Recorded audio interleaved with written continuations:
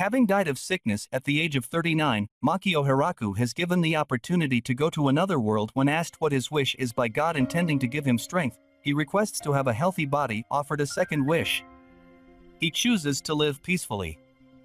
A third wish to be able to know the local language and, for a final wish, to be able to be a farmer. This boy is born again after a very serious illness. It made him not move from his bed all his life, and when he died, he was given a new life to enjoy his youth, and he became a farmer as he wished. He was able to do a lot of difficult tasks in cultivation. Do you see whether this young man will achieve his dream as a farmer or not? This is what you will know in this anime. This episode begins with Hiraku on his deathbed and his previous life ends. He is reborn, but in a very different life, and becomes a farmer in the head of the village. He established himself. Kuriko wakes up early one day and his maid apologizes to him for not making breakfast for him, and he goes out to the village. And these two girls come to him, and one of them tells him that she took her work reports in Gran Maria during when she was on her observation tour. She felt that Hiroko was distracted, and he told her that he had a dream about his previous life, and Hiraku went on a tour of his village to check on its conditions, and that he did not imagine that he was living this quiet life one day. Hiroko tells when he fell ill with this serious illness and died in the hospital. The wise man appears to him and tells him that his life was composed of great misfortunes because of his illness, and that he was also betrayed. Say it will compensate him for everything and give him another chance for a new life with a healthy body free from diseases, and he asks him about anything he wishes, and he fulfills most of his requests. So Hiraku asked him to become a farmer, as he saw on TV, and farm in peace and quiet, and he becomes more social than he was in his previous life. So this man agrees to his requests and gives him a very strong body that can plant, and also gives him the powerful cultivation tool through which he can do anything about agriculture, and this tool turns into anything he wants to use. And then Hiroko wakes up to find himself in a forest he knew nothing about, and he rejoices that he can move his entire body and that he has become younger in age, and he gets up to start his work in the forest, but he finds himself surrounded by many trees. So he remembers the powerful farming tool, and it appears to him in the form of an axe, and Hiraku starts digging and finds that the soil of this forest is very thin, and when he plants in it he will get very good vegetables. But he must secure water and food. Above all, so he goes to explore the forest and tries to hear the sound of any re. He is afraid that a monster will come to him and harm him, so he thinks of finding a place to settle down.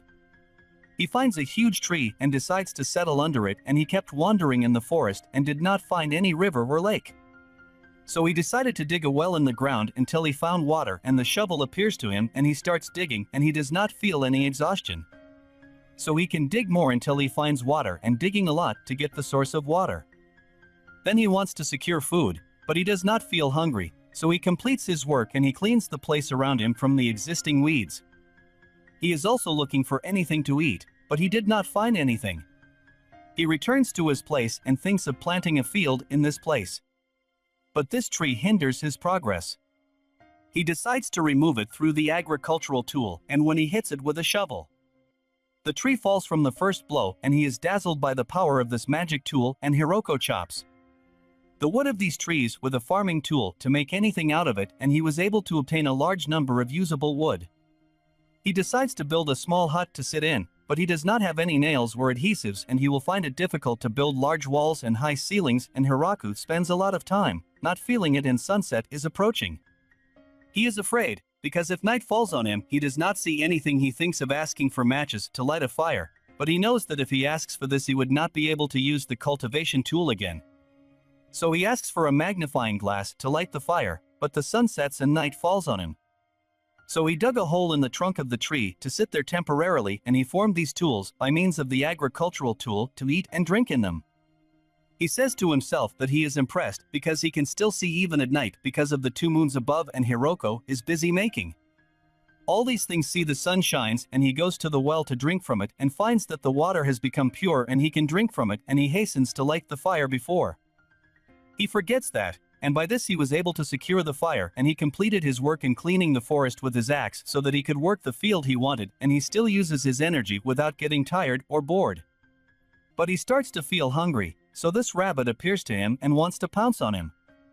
Then Hiroko attacked him and slaughtered him and roasted him to eat from it, and when he finishes eating he makes a toilet because he will need it any time, and then he plows the land to grow plants to earn a living. He begins to imagine that he is harvesting onions, carrots, tomatoes and cucumbers to wake up that he doesn't get those vegetables as long as he doesn't have grain to plant. He sleeps and wakes up the next day to be surprised that plants in this world grow without seeds and the buds begin to appear. After one day he thinks of building a fence around his field to protect the plants from giant rabbits and other monsters he has never encountered before, and after he finishes building the fence, he digs a trench outside this fence. Within a few days, the fence and the ditch were finished, and I also had enough of eating the rabbits that wanted to attack him. Every day he watered the plants and they were growing very fast. Within a few days, Hiraku was able to build a wooden hut dug and stacked in a wooden moat, but he could not raise the wood in the middle of the road, so he dug the ground inside the hut to increase the height. The roof of the hut was made of alshire bark and held in place with nails made of sawdust. Hiraku enjoyed the growth of the crops very much and suddenly became excited and settled in this place and started his iron life. And when he was walking in his field he found two dogs, the female dog who appeared to be pregnant. They were very tired, so he made them cross the ditch and put for them pork that he had hunted before, so they ate it. で、次は食料と行きたいが、また森の中をさまよい歩く。なんというラッキー。いや、この木は邪魔になりそうだな。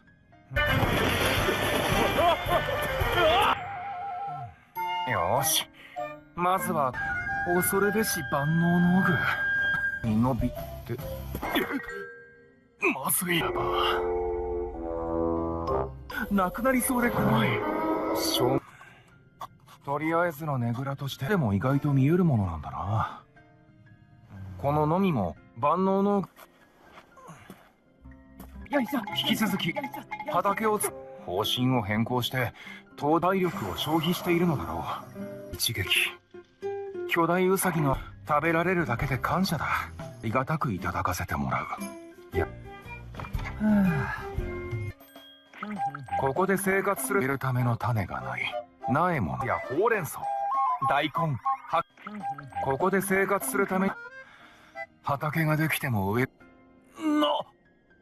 そして柵の外に水をやっていると仕上げられなくなったので、そうや was very happy because he wanted to have a dog when he was young. Shortly after the dog showed symptoms of childbirth, Saharaku brought them into his hut to give birth and lit a fire for them to warm them up, and Hiroko slept from exhaustion only to wake up the next day. So he went rushing to his dogs to check on them only to find that his dog had given birth to her children. He put pieces of pork for them to eat in celebration of this event. After several days, Hiroko thought that these words would go away after giving birth, but they stayed with him the whole time. He built another hut for them to settle in. After a period of time, the crops grew, and it was time to harvest them to benefit from them. The dogs were going to hunt prey while he was patrolling the nearby areas, and Hiroko decided to build another hut in which to place the cabinets of vegetables, as well as telling Hiroko and furniture that he manufactures. He was always watching him because protecting human lives was his specialty. And because Hiroko suffered a lot in his life, he wanted to compensate him for what he suffered. And when he put him in that forest, he found it a very dangerous area full of evil monsters. Will he be able to support himself through farming or not? And this man wants to communicate with him so that he can be reassured. But this violates the rules and laws, so he decided to leave him alone to adapt to his situation. We then see Hiroko harvesting the results of his cultivation with his powerful cultivation tool. And that he learned a lot of things. First, he knew about a lot of crops that he was able to grow without planting any seeds, like tomatoes, potatoes, etc. And that if he imagined the implant he wanted to plant when he used the powerful cultivation tool, he finds that the seed he wished for is growing in the ground. Hiroko sits and watches these plants grow every day. It grows rapidly using the comprehensive cultivation tool, but when it grows, its shapes change. Such potatoes turned green as the sun hit them. He remembered that it could be poisonous and he was afraid to eat it. To prevent this from happening again, place a small mound of dirt near the base of the plant. So he learns from his mistakes and corrects them. Hiroko tells that he lives a very primitive lifestyle in this forest. His lunch today is a soup made of rabbit meat and very fresh vegetables without any pesticides. And when the food was ready, he ate it and found it very good. But it needed some salt to make it taste more amazing. And then he thought of planting trees in this place. and if all goes well, his diet will improve immediately. But he will have to be very patient because he knows that fruit trees take years to bear fruit. And then Hirako plays with his dog and notices that this type of dog in this world shows them horns in their face. Hirako decided to go with them to explore the rest of the forest and found a river as a source of water. There is a big waterfall at this river, so he thinks of digging away for this water to go to his house. But he will work away from his house for a while because the river is 30 minutes away from his house. So he built himself a toilet at the construction site. He also transformed the agricultural tool into a wheelbarrow and never got tired when using this tool or when he was building. When Hirako finished delivering the water, he returned to his original quarters, cleared more of the forest, and continued to expand his crop fields. And he planted a lot of crops, but he wanted salt for them when cooking them, so he decided to go in search of rock salt to use for eating. After a period of time, the weather started to get very cold, and he could not stand this cold in these clothes. He also saw snow on the trees around him, so he wanted to do something to prepare for the winter, where he tried to use the skin of giant rabbits, but it smelled very bad. He worried that they would start to rot, so he abandoned them. He knew that his only option was to set fire to his hut, so he will go to collect firewood and food for the winter. And then something that looks like a spider appears in front of him. He says, "Is this a spider?" The spider does something strange and Hirako is amazed. It looks like a really nice piece of cloth. "Is this a handkerchief? They even embroidered it." He says, "This is amazing, thank you." Hirako speaks. The spiders seem to live in the giant tree, and their favorite food is potatoes. And it's not just fabric, that they can even make clothes really well. And they have already managed to turn the animal skins that I gave up into cute things. Hirako talks about the house and says that the bed is stuffed with leaves and the curtains block the wind just because things made of cloth now make this place more civilized. And by the way, I gave the spider a name. Based on my first impression, I named it Zabuton. And now I have one other person I can count on to live here. He says winter has finally arrived and it's very cold outside. But thanks to the preparations I've made, I'll make it through. And the dogs are all warm inside. And Zabuton might be a destroyer or something, because they haven't come down from the tree recently. It snows here, but fortunately it does not accumulate much. If heavy snow fell in this area, it would have already destroyed my hut.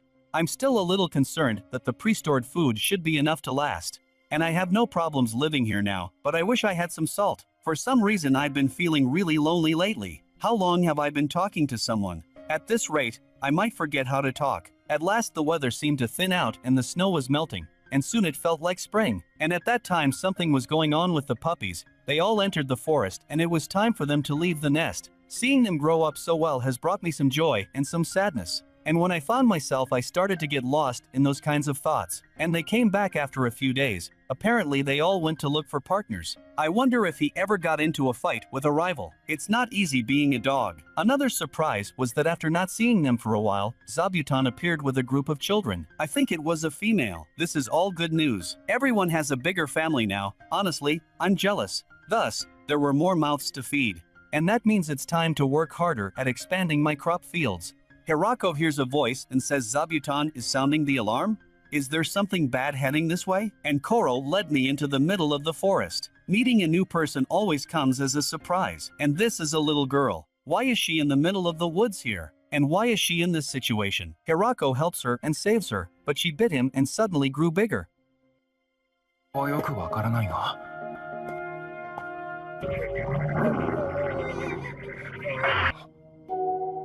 女の子だ。黒に連れられ。待て待て。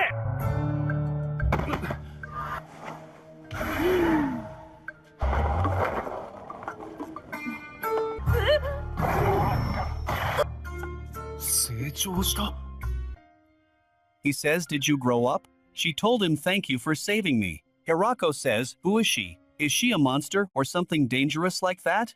Monsters attack her, but she gets smaller again. Hirako says she is getting younger. "Are you an enemy and you are here to harm us?" She told him to stop seducing your dogs on me. He told her, "But you sucked my blood now." She told him, "I'm sorry, but I couldn't help." He told her, "Well, looks harmless enough." The reason she sucked my blood was to regain her strength, and it used a lot of energy. She could no longer maintain the shape of her body or what she was wearing anymore. Why did they all attack you in the first place? She tells him, "I thought I can face someone." And he lets her suck blood from him again, and I feel like she's sucking a lot of my blood, but I don't feel any effects from that at all. The girl says, I have not tasted blood so full of vitality, you must live a healthy life. Hirako tells her, aren't you younger than last time? She told him if she sucked more of your blood, your life would be in danger. He told her, don't worry about it, take whatever you want. This girl runs and says, I can't believe that there is a place like this in the middle of the forest. Is all this your crops? I have never seen this plant before. This is one of the red fruits. It is very beautiful. Are they ornamental plants? And he told her that they were tomatoes. Have you seen them before? She told him no this the first time. And he says to her, do you want to try one? And you tell him you can eat them like this? She eats it and says it tastes very good. Hirako rejoices and says it is really good to hear someone praise you for your work. And you tell him I want to see your other crops? Hirako agrees to her request and takes her to see these crops. At nightfall they sit at home. Ro says, I never imagined I would be able to recognize her. I saw so many varieties of crops in one day. Hirako replied, I think this thing is because of magic. It makes sense, because I am in another world. And Hirako tells us about this girl and says her name is Ro Rolosi, a vampire. She sucked a lot of my blood. It became normal. She told me that she was conducting research on medicinal plants. This girl got into a fight with some powerful people.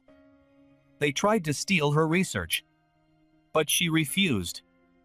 She managed to escape, but they were on the lookout for her. She decided that it would be best for her to stay somewhere until things settled down. Then she heard about this forest. I thought that coming here might help her search too. So I asked him, did you tame all those monsters in the forest? He told her, I did not understand anything from you. I mean the superpowers you used, she said to him. I have never seen anyone possess such superpowers before. Do you know that I am very happy since I have spent these days with you? Hirako said, and I am too. I think I am happy about that. I couldn't believe I met you. Since you are so happy in this forest, what do you think to stay with me forever? She said to him, well, I will stay for a while, and when I complete the search, I will leave. He answered her, saying, I want you with me forever. But she was shocked by his words. She told him, you surprised me in all this. Also, there are people who are following me, meaning that I could die at any time. He told her it didn't matter. I will protect you. She said to him, but I am a vampire. He answered her, there is no problem. She continued to think for a while, and then said to him, okay. I will accept this offer. Although it was very surprising. But we will adapt to each other. The next day, they went to me together. The field. Beauty, tranquility, and nature. I am thinking of planting sweet potatoes. It is very easy to cook and eat, besides its irresistible taste. Do you know, girl, that you are the first girl to arrive in this village? She said to him, do you call this forest a village? He answered her saying it started to evolve little by little.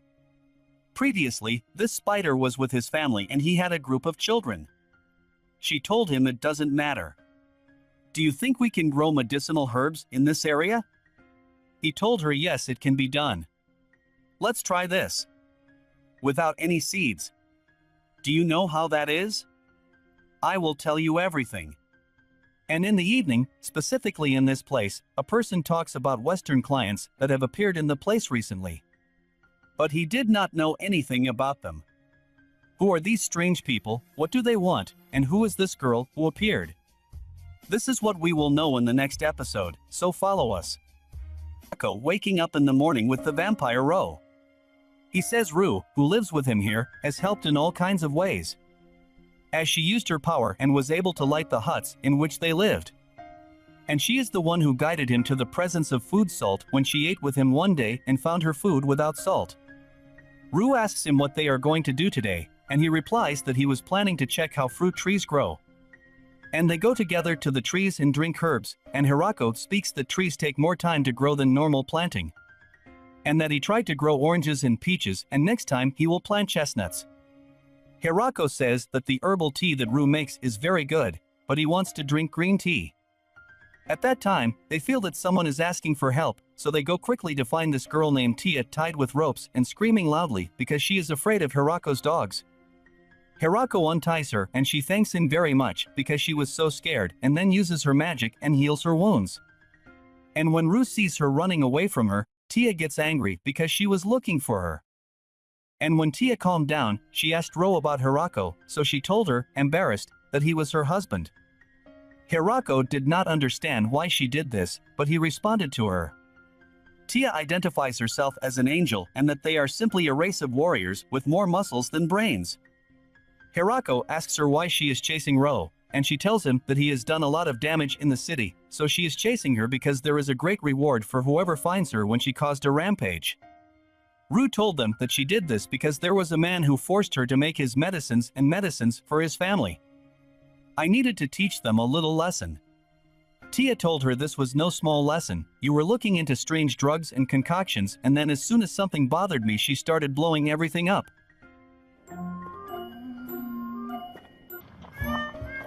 ずいぶん優しい味よね。掘ってて気づかなかった？あ、これ新しく植えたの？もうなんとか。ルー？ってね。さっきはひどい目に遭い。俺は。あ、この人はね。して私はティア。その天使族の君がどうして。気に入らないことがあると。ここに来たのはティアから逃げるためだったの。Ru told her to stop because she hadn't done this thing many times. It was just an accident. Regretted having done this thing. Tia asks if she would like to live with them in this small village or not. Tia agrees and Ro takes her to show her the fields of crops and the things they have made. She shows her the orchard with many different kinds of fruits. She tells her that they are about to harvest the crops and asks her to come with them. Tia is fascinated by all these crops and asks Hirako if he planted all this. Ro replied that she helped him with a few of them, and she said to her, "Do you mean that I will also do agriculture? An angel like me should not get her hands dirty in these works." But Ro does not listen to her and takes her, and they harvest the cabbage plant. And then Tia tastes it and finds it very tasty, and the fresh vegetables taste very good. So Hirako told her that the one she planted herself was better. At the end of the day they finish harvesting the plants, and when Tia tastes the strawberries she likes it very much. And when Ru sees her, she is so happy, and asks her to come live with them forever, because she cannot live alone in this forest. And the next day they do the rest of their work and can do a lot of things. When they return to their hut, Tia asks Hirako to plant bell peppers from the strawberry crop. He tells her that he wishes he could, but if they expand the crop fields, they won't be able to keep up with all the harvest, because they are now working as hard as they can. She told them they needed to use more help here. On their way, they find these little dogs, and Hirako learns that his dogs had more of them, and he wanted to name them, but after that he could not tell them apart, because the dog family has become very large. And Hirako wants to build a house for them that is bigger than their hut, because it has become too small for them. He decided to build an area for dogs next to the orchard. Indeed, he did so, and the dogs lived in this place, and they were very happy. Hirako talks about Zaptun and his children and says that some of his children ride the wind and start a new journey. I think they all leave. I was planning to turn the orchard into their new home. He looks and finds the spider and his other children and says some of them still stay with us. And Tia talks to him and tells him I'm going out for a while, too. Hirako wonders and tells her you are going to a place and you left us too? She told him, no, I will not be gone for a long time. Tia goes and Hirako says I wonder what you will do. Hirako says after a few days Tia came back as Ro said she would. She brought a group of girls with her. Hirako asks this girl, are you fairies? We are big fairies, she said, but you can call us fairies if you like. And he says to himself, what is the difference? Tia tells her please introduce yourselves. Every girl knows herself. The first girl is named Leah and the second is Liv. The third is for Scott and the fourth is for Lasai. And Lily and Lida. And Kirahu tells them that you are all mine. Leah told him, do you mean our names? We have similar names because we are all related. We came here after Tia suggested we all move here. Please let us live here with you. We see Hirako surprised and Tia tells him the truth is that they all share a very sad, dramatic story. They all lived in a village far in the north, but most of his people were wiped out after he dragged them into a war of evil. Their race was scattered, and since then they have been wandering the land looking for a place they can settle in and bring them home. And Leah told him we were traveling through the woods and trying to pass so far with no place to settle. And we can't resettle our race. We ask you to help us. Tia says you can count on them to be excellent workers. And I beg you to help them too. Rue says I think it's a good idea. I heard that elder race elders are very talented. Rue asks the girls, you are all still young, right? Leah told her I am the oldest and I am a little over 400 years old. Liv says I'm the youngest, about 300. たくさんの女性たちを連れて。名前が似ているのは近親者だ。その際に一族は散り散りになったの集落で生活していたのですが、ぜひ私たちも一緒に住まわせてください。定住する場所がなければ一族100の差がわからん。中だと聞くし、あなたたち。Tia tells him what do you think? Well, we have a lot of different roommates living here, he tells her. But if you all promise to agree, I won't have any problem with that. The girls thank him for helping them. And Leah says, by the way, who are the other roommates? Rue tells her this is Zabuton and dogs. But the girls conceive and faint. Tia says this is what I expected to happen. Hirako speaks and says the number of people living here has suddenly increased. So we needed to build somewhere for them all to live. He says Leah told him that the 7 of them wanted to live together. So we decided to build a big house for them. First we started with the ditch and the wooden fence. We then made their own toilet and rubbish disposal area for them. The girls are amazed at Hirako's power to cut down the tree, and she says to me that this giant, unbreakable tree was harder than steel. When it comes to building, Hirako says, they know more than I do, and they are all useful too. I even learned a lot about how wood is treated. Tree trunks fit together from them. I just followed their orders.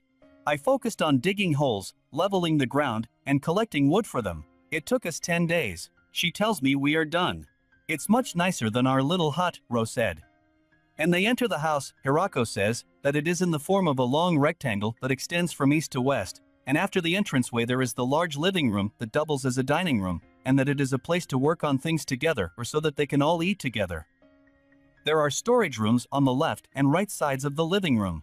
The living room is an open plan covering the first and second floors.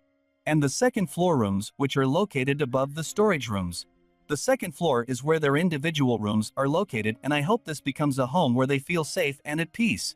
The girls are very happy with the place and living with Hirako. And Hirako says with astonishment that they eat raw garlic. This is very bad. And Hirako talks to Leah and tells her that you use fire and also eat meat? She told him of course. He told her when I think of elves and I think of a race that lives in the woods, it is sex with nature. And he hates fire and stuff. And tell him where did you get that silly idea from? He told her am I wrong? She told him how is a person supposed to live without using fire? He told her, as you said, you are one of nature. She said to him, can you be more specific? He told her to wake up with the sunrise, and he goes to sleep when he sets the time, and eat the fruit from the trees. She loves forest trees and refuses to wear anything made of metal. She told him, please stop underestimating the cruelty of nature. And if you try to live like this in the forest, you will die instantly. And by the way, thanks for letting us all live here. And we'd plan to do some mining and blacksmithing for you. He said to her in astonishment, what? Can you do that? She said to him, yes, I would like to start building a furnace that can melt iron. Hirako says, as instructed by Leah, they quickly assembled a blacksmith's workstation. They put coal and iron sand taken from the river in the earthen kiln and heat it. Then they hammer the molten iron to process it. She tells him you can really do everything right? She told him well, this tends to happen. We have spent the better part of 200 years wandering around without a home. Hirako says I am really happy that you came to live here. And she tells him Lev I would like to bake some bread. He said to her bread please go ahead. And what is with you? She tells him that he makes the bread rise when he bakes. Now that we are able to bake bread, Hirako says, he is eating. I would like to expand the wheat fields. Hirako asks Ro, do these lands belong to anyone? She said to him, do you mean such a forest? He told her yes. Ro said, I don't think anyone owns part of this land or anything. But I think from a technical point of view, it is a transformation of the Demon King's control. He told him the Demon King? This is scary. Do you think he would have a problem with me building all these fields and things here? She told him that's all you're worried about? Did you receive any kind of support when you started building all this? He told her not at all. She told him then there is nothing to worry about. If you build this yourself, the land belongs to you. He told her I think that's the way it works. Leah says Hirako, this is very strange and it surprised me a lot at first. Tia says he tamed all those wolves. And a demonic spider, too. Leah says, is the soil really good enough to grow things like this? Rue said, who knows, I never asked him. I'm sure he has a very green thumb. It is surprising how much he lacks knowledge of the world around him. Leah said, I know what you're saying. He was saying he believed elves were the race that didn't use fire or eat meat. Rue says surprised, are you serious? Tia says he doesn't seem to know what angels are either. This goes beyond a few steps simply because of some lack of knowledge. And we see Hirako saying I haven't progressed in building the waterway for a while now. And maybe I'll ask Leia and the fairies to help me. There is a lot of work to do tomorrow. Farmer, Hirako, carrying an axe and going to a coin in the farm. He talks with Zabuton, then he is surprised by a large bee brought by Zabuton the spider. Will you eat it or will you raise a pet Hakiwan? He was already tamed as an animal working with them on the farm. The next morning, Hirako built a beautiful house for a bee's nest near the orchard. 10 days later, the bees built a large nest inside. Bees are very organized. They are all busy taking care of their jobs. Only the queen is this big. As for the rest of the bees, they are much smaller. I hope they will bring me a lot of honey, but I must plant a garden of many flowers. His girlfriend came to him and then she was surprised when she saw these many bees. You may have been stung before by a large bee, and in the middle of the day Hirado made a very big tank so that water is held by it through the waterway of the river. The problem is that there is a great distance between here and the river, and that is very difficult. How will we solve this problem, my friend? Can we build a waterway of stone? Or is it very difficult to get these stones? There is a better idea. We can make it out of wood. We have a lot of wood already, she told him. But if it was a long corridor like this, water would seep through. Take the long corridor. Well, in that case, I will make it out of this. It is a substance like concrete. I think it will work. She told him which and where would she get this raw material from. Hirako replied, we have a large mountain of dirt left over from the reservoir pits. This has already been worked on. I am sure it will work. At exactly 9 o'clock in the morning of the next day, the operation was completed. We built a water intake gate at the top of the waterfall. Then we built the foundation using dirt and then put the passage parts over it. Everyone is working hard. We are all one team. The most important thing is group spirit. This is what makes us an equal and successful team as well. Then I focused on closing the seams and strengthening the foundation. It was a lot of hard work. Finally, we wouldn't have to go up and out of the well to get water every day. This will greatly prepare us to irrigate the earth with ease and ease. There are also many fish.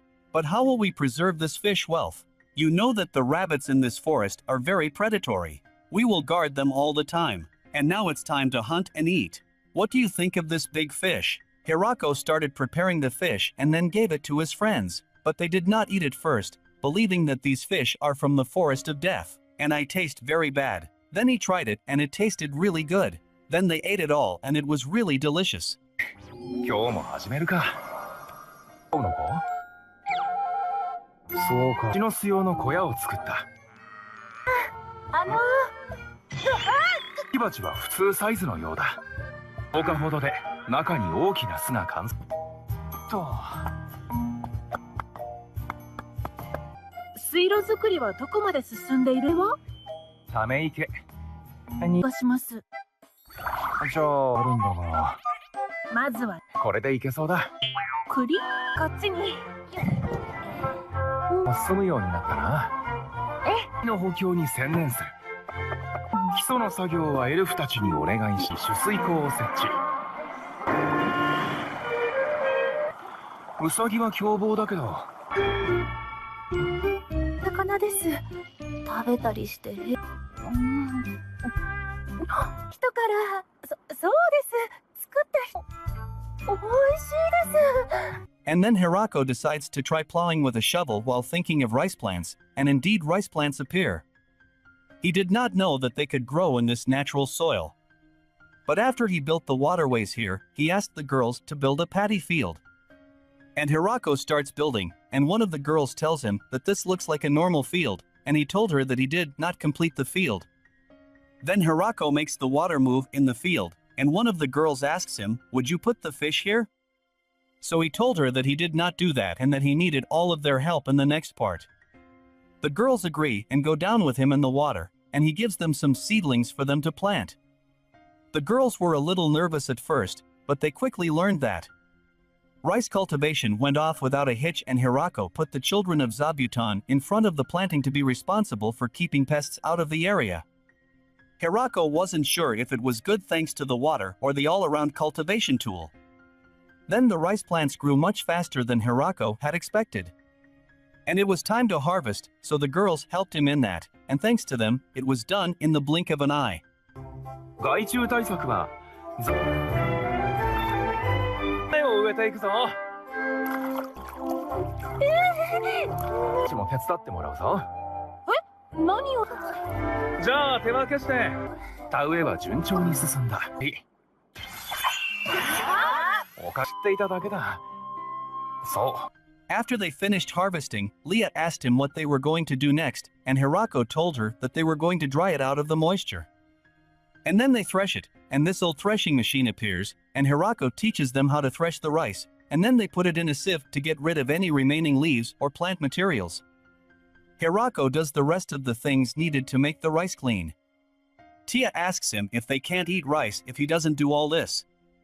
He told her that he must do all these steps to make it ready to eat. And when he finishes all that, he settles it on the fire and tells the girls that when they settle the rice, they should put water on it and when it rises in the pot. They slow down the fire until it matures. Ro and Tia are surprised and ask Ro, "What is this spell? I have never heard of it before." Hirako asks Ro to use her magic and light a fire under the rice bowl. Ru prepares to light the fire as she feels that she has found her chance to start a big fire. But Hirako tells her that he only wants a very small fire to cook the rice. When the rice is cooked, Hirako prepares it into small balls. So the girls took it to taste it and found it very tasty, so they ate it all and told him that this rice is delicious and worth all the trouble they suffered. The next day, they work a lot in the field and Hirako asks them to stop work to rest. So the girls come out of the ground and use their magic to cleanse their bodies. When Hirako sees them, he thinks of building a bath, since he was able to build a waterway, so he will try to build a bath. Then he tells the girls about what he wants to do, which is a bathroom for them to wash their bodies in after work, and he will also make a basin and a place for them to wear their clothes. Tia said to him, "Why didn't we wash our bodies in the waters of the river?" He replied that it was very cold and they would get sick if they did that. And Hirakawa starts building the oven to heat the water in it, and then builds a large basin and also builds benches to sit on in the washing area. Then Hirako notices that if he takes water from the river, it is good. But it is not acceptable to return wastewater from the bathroom and things to the river. Tia told him that he could use the mud to clean and purify waste and dead organic matter. And it's nature's cleaning machines, aren't those weak-looking monsters very dangerous, Hirako says, and be the #1 cause of death in New Adventurers? Tia told him it's not her and I'm going to catch some of it. Indeed, Tia goes and brings slime with her and Hirako talks to the animals and says to them, "Do you eat this?" But they refuse and throw mud in the water. Hirako says he built a filtration pool for the mud in the wastewater. Tia said we will put mud in the toilet and they will clean everything for us. And Hirako is happy that the slime will help them, but I don't know if I have the courage to do my job right on top of the slime. Now I need to get some firewood and the bathroom will be all set. He sees mushrooms and says I was very afraid to eat any of the mushrooms in this forest and I don't know which ones might be poisonous. He remembers the girls eating mushrooms and they were very happy. Hirako wants to grow all the mushrooms he knows, but he's not sure if this is the right way to do it. Hirako talks to the girls and tells them, "I will teach you how to use the bathroom. First undress in the changing room before hitting the tub. Then you first need to rinse and wash yourself gently in the washing area." Leah says it would be very helpful to show us how this is done. And he shows them how to use it, and he tells them first to take off your clothes, then you rinse with water, then you wash yourself, and finally you enter the bathroom, and Hirako very much enjoys bathing. And we see the girls taking off their clothes and rushing to the bathroom. One of the girls says it's good to be able to relax and wash ourselves. Hirako says I will go out so you can take your time. Ru told him not to stay with us. Hirako says I should have built a separate men's bath. The next day, Hirako shows the mushrooms he made and says I might make a hot mushroom bowl tonight. And the dogs found him. They brought 5 new fairies and brought them here. And he asks Leah, do they want to live with us? She told him yes, they lived in the same village as us, and Lacey says to him, since we left, we've been living our lives as wanderers looking for a place to settle down. And it's been 200 years since our groups saw each other. Hirako is surprised and says that you have had a very difficult time and agrees that they live with them. Leah says let's start building a new house for you. Why don't we take this opportunity to make some improvements to Hirako's house as well? He told her well there are more people living in it and it's getting tight. Lacey told him we'll help you. Hirako thanks them and says this will be a great help. Leah says we will start now, and also to ensure the revival of our race let's also start having children. Hirako says, I don't know how they will have children, but it is good to see them, so optimistic. And the dog sees them and says that the number of females has increased very much in Hirako's pack, and his name will be Kuro, and before I met my master, I did not have a name to give him my name, and from the moment of my birth I spent my whole life in this forest alone. I did not lose a single battle to another male. I planned to live my whole life doing whatever I wanted. And hunt when you need food. And one day I met a female I didn't have a chance against. And we started traveling together. At some point her belly started to grow, and it wasn't long before she gave birth to our children. But one day we encountered the gladiator bear, who is the king of this forest. And I don't know if he just decided on a whim to spare us or if he was full but didn't eat us. We were so badly injured we couldn't search for food and we became very weak. And suddenly we found ourselves in the middle of the forest. In a place where even a grappling bear would not dare to walk. And what we found was a human male, and how a frail-looking person could survive here alone. And I felt boundless power coming from that tool. We thought our lives were over, but we made a contract with that person, and this person helped us a lot, and we were very confident in him and decided that he would become our master. He also gave us names as well as a house to live in. He cleans our food, and the vegetables he cooks are very delicious. It wasn't long before our children grew up and we became a big family. He also became the leader of his own large pack. Despite all these girls, he is a weak person, as I thought. My only concern is that he doesn't seem unaware that we are the terrifying beasts known as the wolves of hell. But I am so grateful to him that he led me here.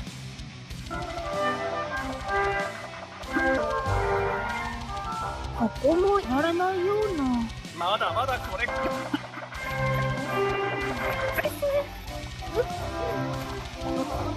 田植えは順調に進んだでもらいたまたま見ただけなのだ。確かつまんないわね。あれだけの手間をかけてできた。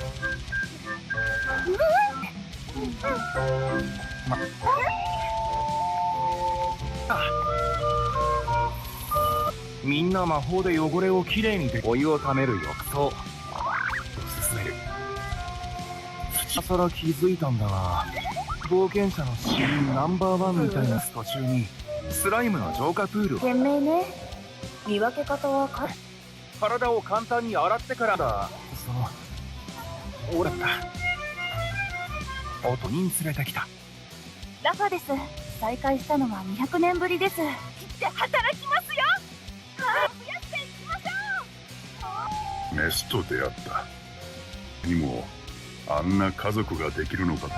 そこには人間の相手は主もいつしか主に出会えた幸運に。 After the completion of hard work, a work that lasted for a few months, a wonderful achievement. This big house is a really big house. Everyone worked hard to make this house. We are really a wonderful group, the girl said. The expatriates will be happy with this big house. She told me I am very happy, Hirako, you are the best among us. Without you we do not do anything. Now we will take a tour inside the house. While Hirako said, its structure from the inside is very similar to the house in which Leah lives. Now we are in the main hall, which was specially designed to be a compound where we all stay up in the summer. The room to your left, dear viewer, is Hirako's room, and on the other side is the dining room, consisting of 6 wooden chairs, and a large table. In the back is the kitchen, And at the bottom there is the basement or the main store for storing food and firewood.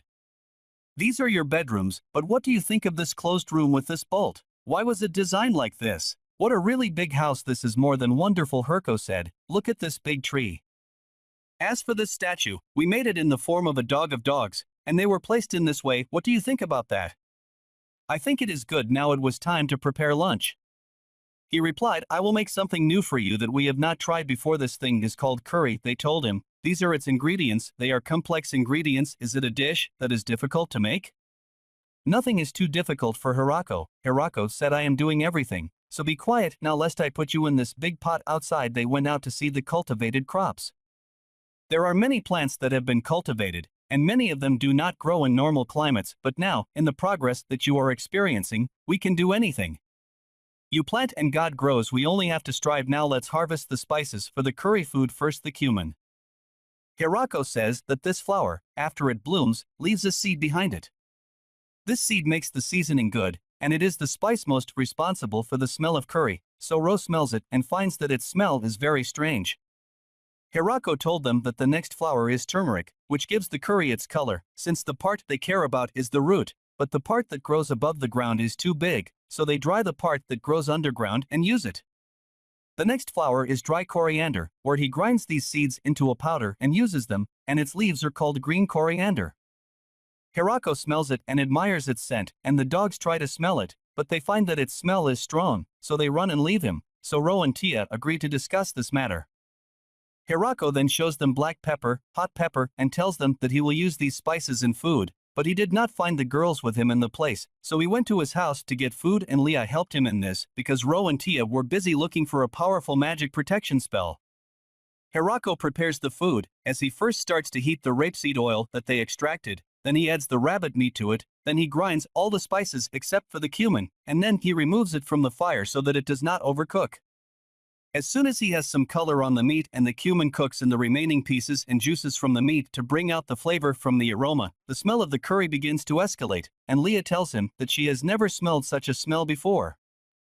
Hirako answers and says that they will focus on frying the onion, ginger and garlic cubes, then they will add the tomato cubes and continue to fry everything together.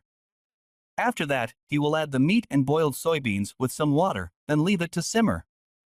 After that, Ryaku says that he forgot something important, which is the naan, since this naan is a type of bread that is common with them, and it is the same recipe as regular bread. Hirako thinks that they should bake bread. He tells Leah that they are supposed to cook it inside the stove, but he saw people cook it using the outside part. We see Ro and Tia, after they came from looking for coriander, they find their friends, they watch Hirako preparing food, and they get hungry too, and at night when they finish preparing the food, all the girls sit down to eat, and when Ro and Tia see the food, they try to eat it, and Hirako eats it. The girls taste it, and Tia tells him that these spices gave him a very beautiful flavor, so Hirako rejoices because they like the food.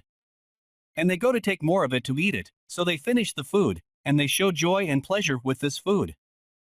Tia says I definitely want to eat it again someday. I have memorized the recipe pretty much. Let's try to change the amount of seasoning we use next time, and Hirako said okay. They all liked it, so I guess that's what is important, but still eating a few pieces of curry makes you really hungry. Hirako says the winter of this world is approaching. As soon as it starts to snow, we will spend most of our days inside the house, and we need to finish our winter preparations before that happens. Zabuton hibernates at the top of the tree and made sure to order extra blankets for the winter early.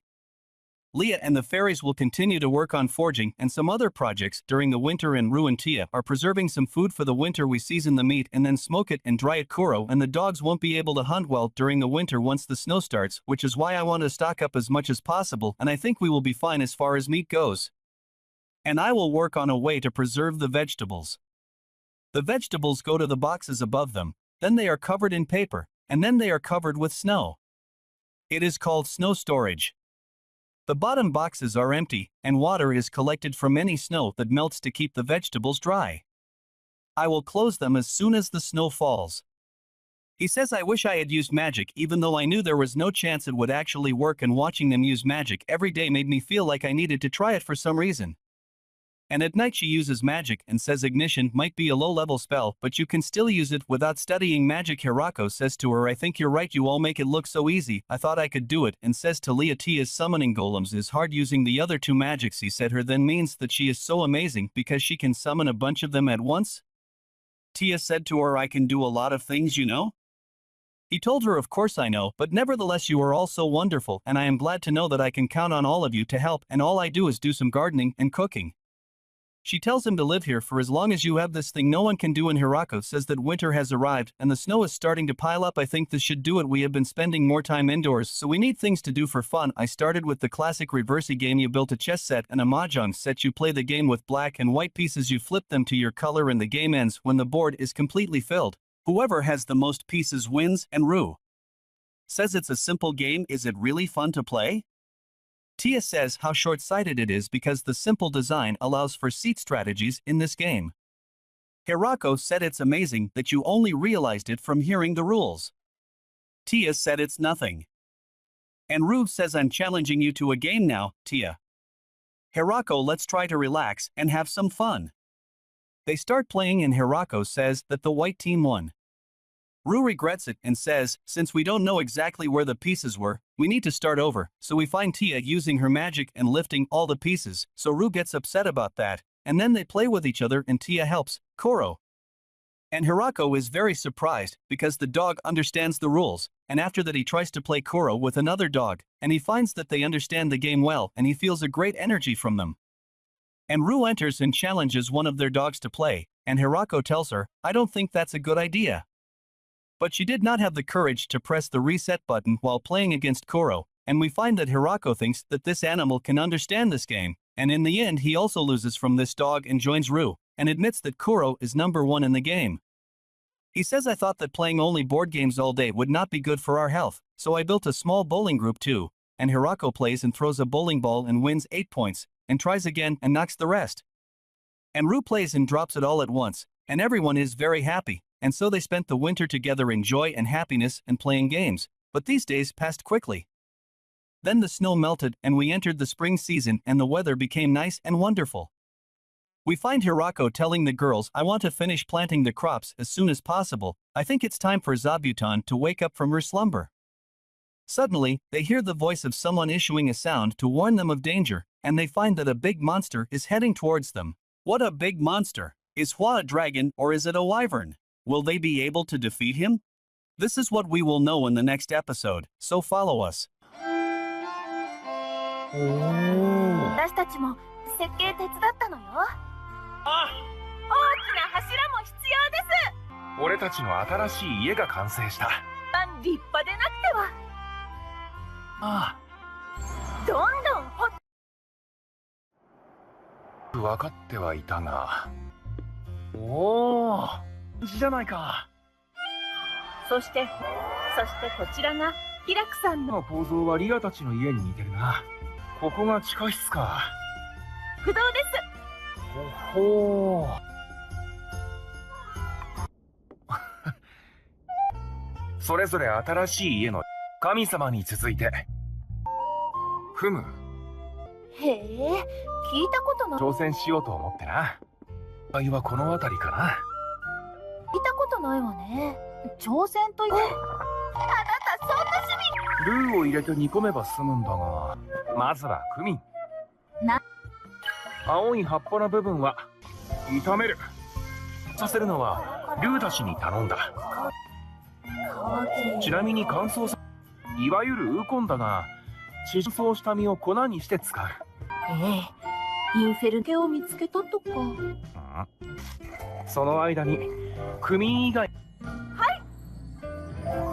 肉の旨味が残っている鍋でクミンを炒め、肉このくらいでしょうか。鍋に菜種から取った油を一旦取り出して、です。次はみじん切りした鶏を引き出す。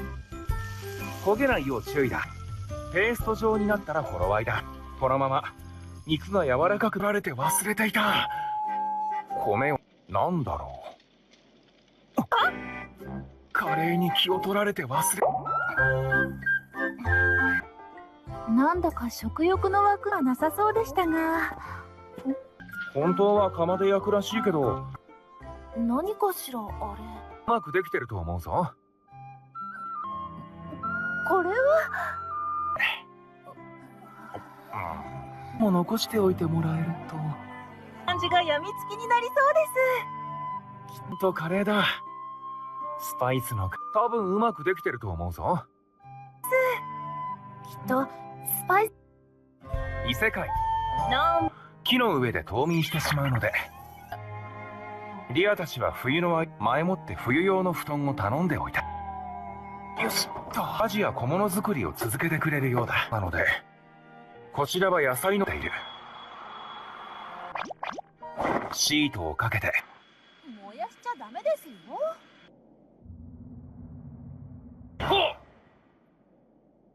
発火は初歩の魔法だけど。なあみんなは頼もしい限り何体も出すのってすごいんじゃないか。法の中でも難しい部類よ。そうよ。雪が積もり始めた。で相手を挟むと自分の色になる。いただけでわかるなんてすごいな。手を挟むと自分の色になる。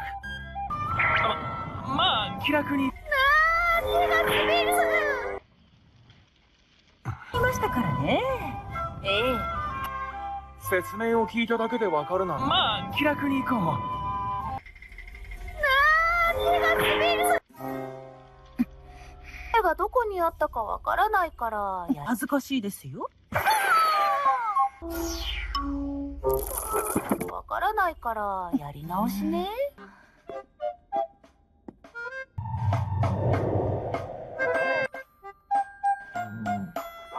たちには負けてられないわ。な気迫を感じる。すごいです、クロさん。負けてられないわ。やめといて。な気迫を感じる。さあ勝負よ勝負。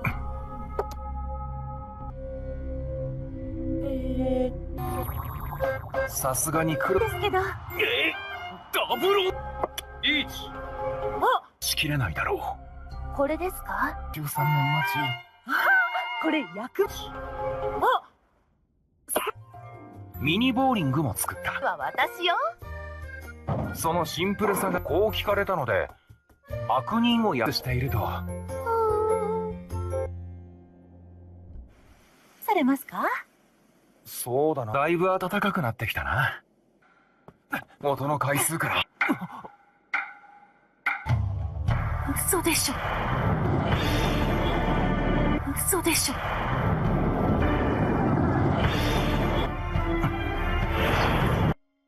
Taps, Hiraku, Rue, and Tia spring into action, charging towards the sky where an intruder lurks. Their hearts race as they catch sight of a monstrous, red wyvern soaring overhead, its massive wings creating a deafening flapping sound. The creature lets out a blood-curdling roar, echoing through the forest. Hiraku is stunned, never imagining he'd face a beast like this. He holds his breath, hoping beyond hope that the wyvern will simply fly past them and disappear. Unfortunately, the wyvern instantly compresses mana in its mouth and prepares itself to breathe fire. Lu and Tia quickly act and put a strong barrier over the farm. The wyvern's breath attack coming at them was blocked, but small fires rain down and start burning the farm. The elves rapidly jump into action to put out the fire. Lu and Tia are considering if they should attack the wyvern, but Lu isn't sure if they can even pierce the wyvern's barriers.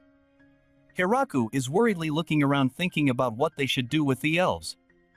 Putting out fires in the wyvern flying over them, he wonders if they should try to escape into the forest, but the wyvern can just follow them from the sky. He realizes that his only choice is to drive the wyvern away, but how? While thinking that he has to protect everyone, the magic omnipotent farming tool suddenly materializes in his hand, in the shape of a spear. He starts wondering how that ever happened, but he has no time to think about it. He just decides to take the power and fully use it with that. He powerfully throws the spear at the flying wyvern. The spear flew straight and true toward the wyvern, but the wyvern creates a three-layered barrier to protect itself. The spear and the barrier clash in a brilliant show of power, but the spear manages to break through the three barriers and hit the wyvern at its wing, burning it away back in the ground. Rue and Tia cannot believe what happened. The tool turns to Hiraku's hand and he repeats the process. He again changes it into a spear and throws it at the wyvern. The spear goes straight through its chest, and the wyvern falls down to the forest below while walking to the wyvern's crash site. Ria reports to Hiraku that they managed to put out the fires. There was some damage to the crop fields, but all of the buildings were fine. Meanwhile, they finally reached the dead wyvern's corpse. He asked the others if there are more of those creatures, and Lu explains that there are, but running into one as large as the one that attacked them is a very rare occurrence. Hiraku wonders if someone might have sent the wyvern to specifically attack them, but Tia points out that if someone does manage to command a wyvern, they wouldn't send such a rare and valuable creature off on its own. So the wyvern most probably is just a wild one. As his last question, Hiraku asks the girls if they can eat the wyvern. That afternoon Hiraku cooks the wyvern meat into different delicacies. He was able to create a wyvern round steak grilled with spices. As for the breast meat, he wrapped it in leaves and steamed it. The tail meat, meanwhile, was simmered into a stew with various vegetables. Everyone starts eating and they all find the food very delicious. While eating, Lu curiously asks Tia if she can block an attack from the spear like the one Haku used earlier, and Tia answered that she absolutely couldn't. The attack was powerful enough to pierce through a triple-layered barrier and blow a hole through a wyvern's chest. The two girls realized that they were very lucky that Kuro and the dogs were the only ones that they ran into first. When they came here, not Hiraku and his spear. Hiraku notices the two girls talking and asks them if they found a bone or something, and the girls immediately change the topic. At that same moment, in the demonic kingdom of Galgaradu inside the Demon Lord's castle, three individuals are having a meeting. They are three of the Demon Lords, for great generals, Bezel, Rendon, and Gratz. They cannot believe the report they have just received of a wyvern being killed. A Y-diver in drawing near would have immediately required them to mobilize their entire military force, but someone managed to kill it with just 2 hits. They instantly realized they cannot fight someone like that. Besso reminds them as generals. They have to handle the situation before fear and panic spreads among their citizens.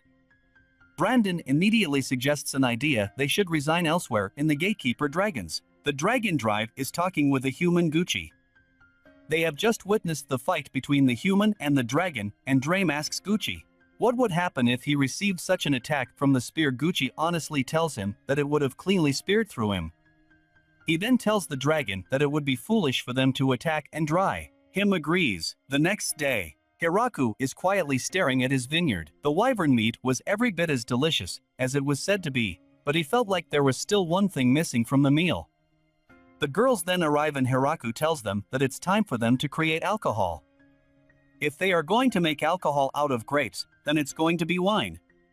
Wine already existed in this world, so everyone was excited about making it. The elves quickly harvested all the grapes in the vineyard and gather them in large baskets. Now all that's left is to squish them and let them ferment. To do that, Hiraku makes a contraption where they put all the grapes and the girls can crush it with their feet. The girls are hesitant to stomp on something that they're going to drink, but Hiraku encourages them from below the machine where he is waiting to gather the juices.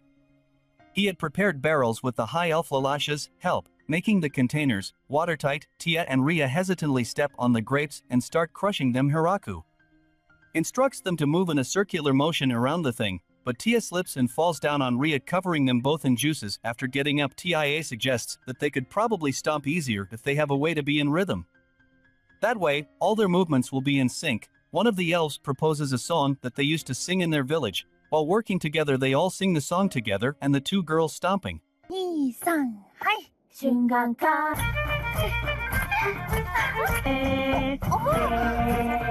リランベ、ロミンベ。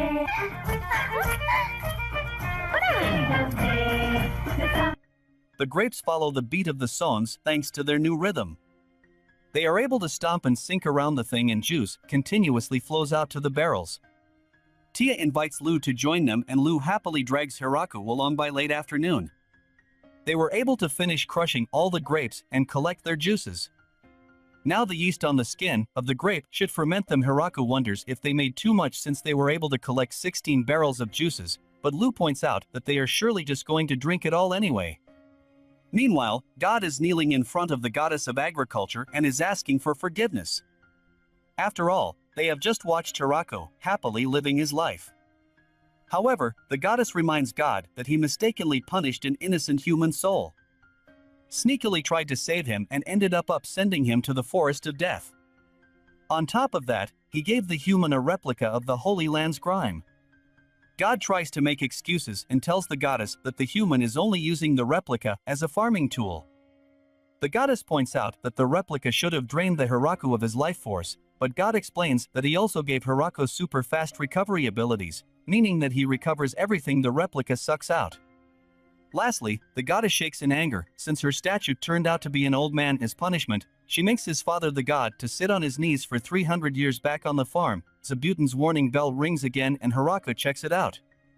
Armed with his spear to his surprise, it was a strange little girl, wrapped up in Zabuton's webs. Lou notices the girl and realizes that it's her little sister Flora. A little while later, Flora is now dressed and explaining why she was in the forest after she heard that Lou was being chased by the angel Tia. She followed her all the way there since she's already there. Hiraku invites her to stay with them for a while. Laura accepts his offer, but she can't believe Hiraku is her sister's husband. Lou explains that Hiraku is actually the one in charge, the master of the Inferno Wolves, and he even took down a wyvern. Flora finally understands her sister and she prostrates herself in front of Hiraku as an apology. Meanwhile, this is the first time Hiraku learns that Koro and his ilk are actually Inferno Wolves. Kordo demonstrates the Inferno in their names by blowing fire out of his mouth afterward. They feed Flora the various delicacies they have cooked at the farm. She immediately takes a liking to tofu, the soft white stuff made from soybeans. Hiraku then proceeds to explain that he actually wants to cook miso and soy sauce, which are also both made from fermented soybeans. It seems that in this world, fermented foods like wine and cheese exist. However, people aren't aware of the microorganisms that cause the fermentation. Flora immediately starts taking down notes after hearing Hiraku's explanation. Hidoko recognizes that just like Lou, Flora seems to be very passionate about her research. After staying for a few days, Flora leaves stating that she'll bring the wonders of miso and soy sauce to the world after 1 month. She finally returns with an army of maids and some animals, and the representatives of the maids introduces herself and asks Hiraku for some work. Meanwhile, Hiraku appreciates the cows Flora brought along since they can now make butter and cheese. Meanwhile, Tia, who is watching the proceeding, suddenly realizes that everyone seems to be in a group. The vampires now have a lot of maids. There are also a lot of elves. The wolves have a pack, and even the spiders aren't alone.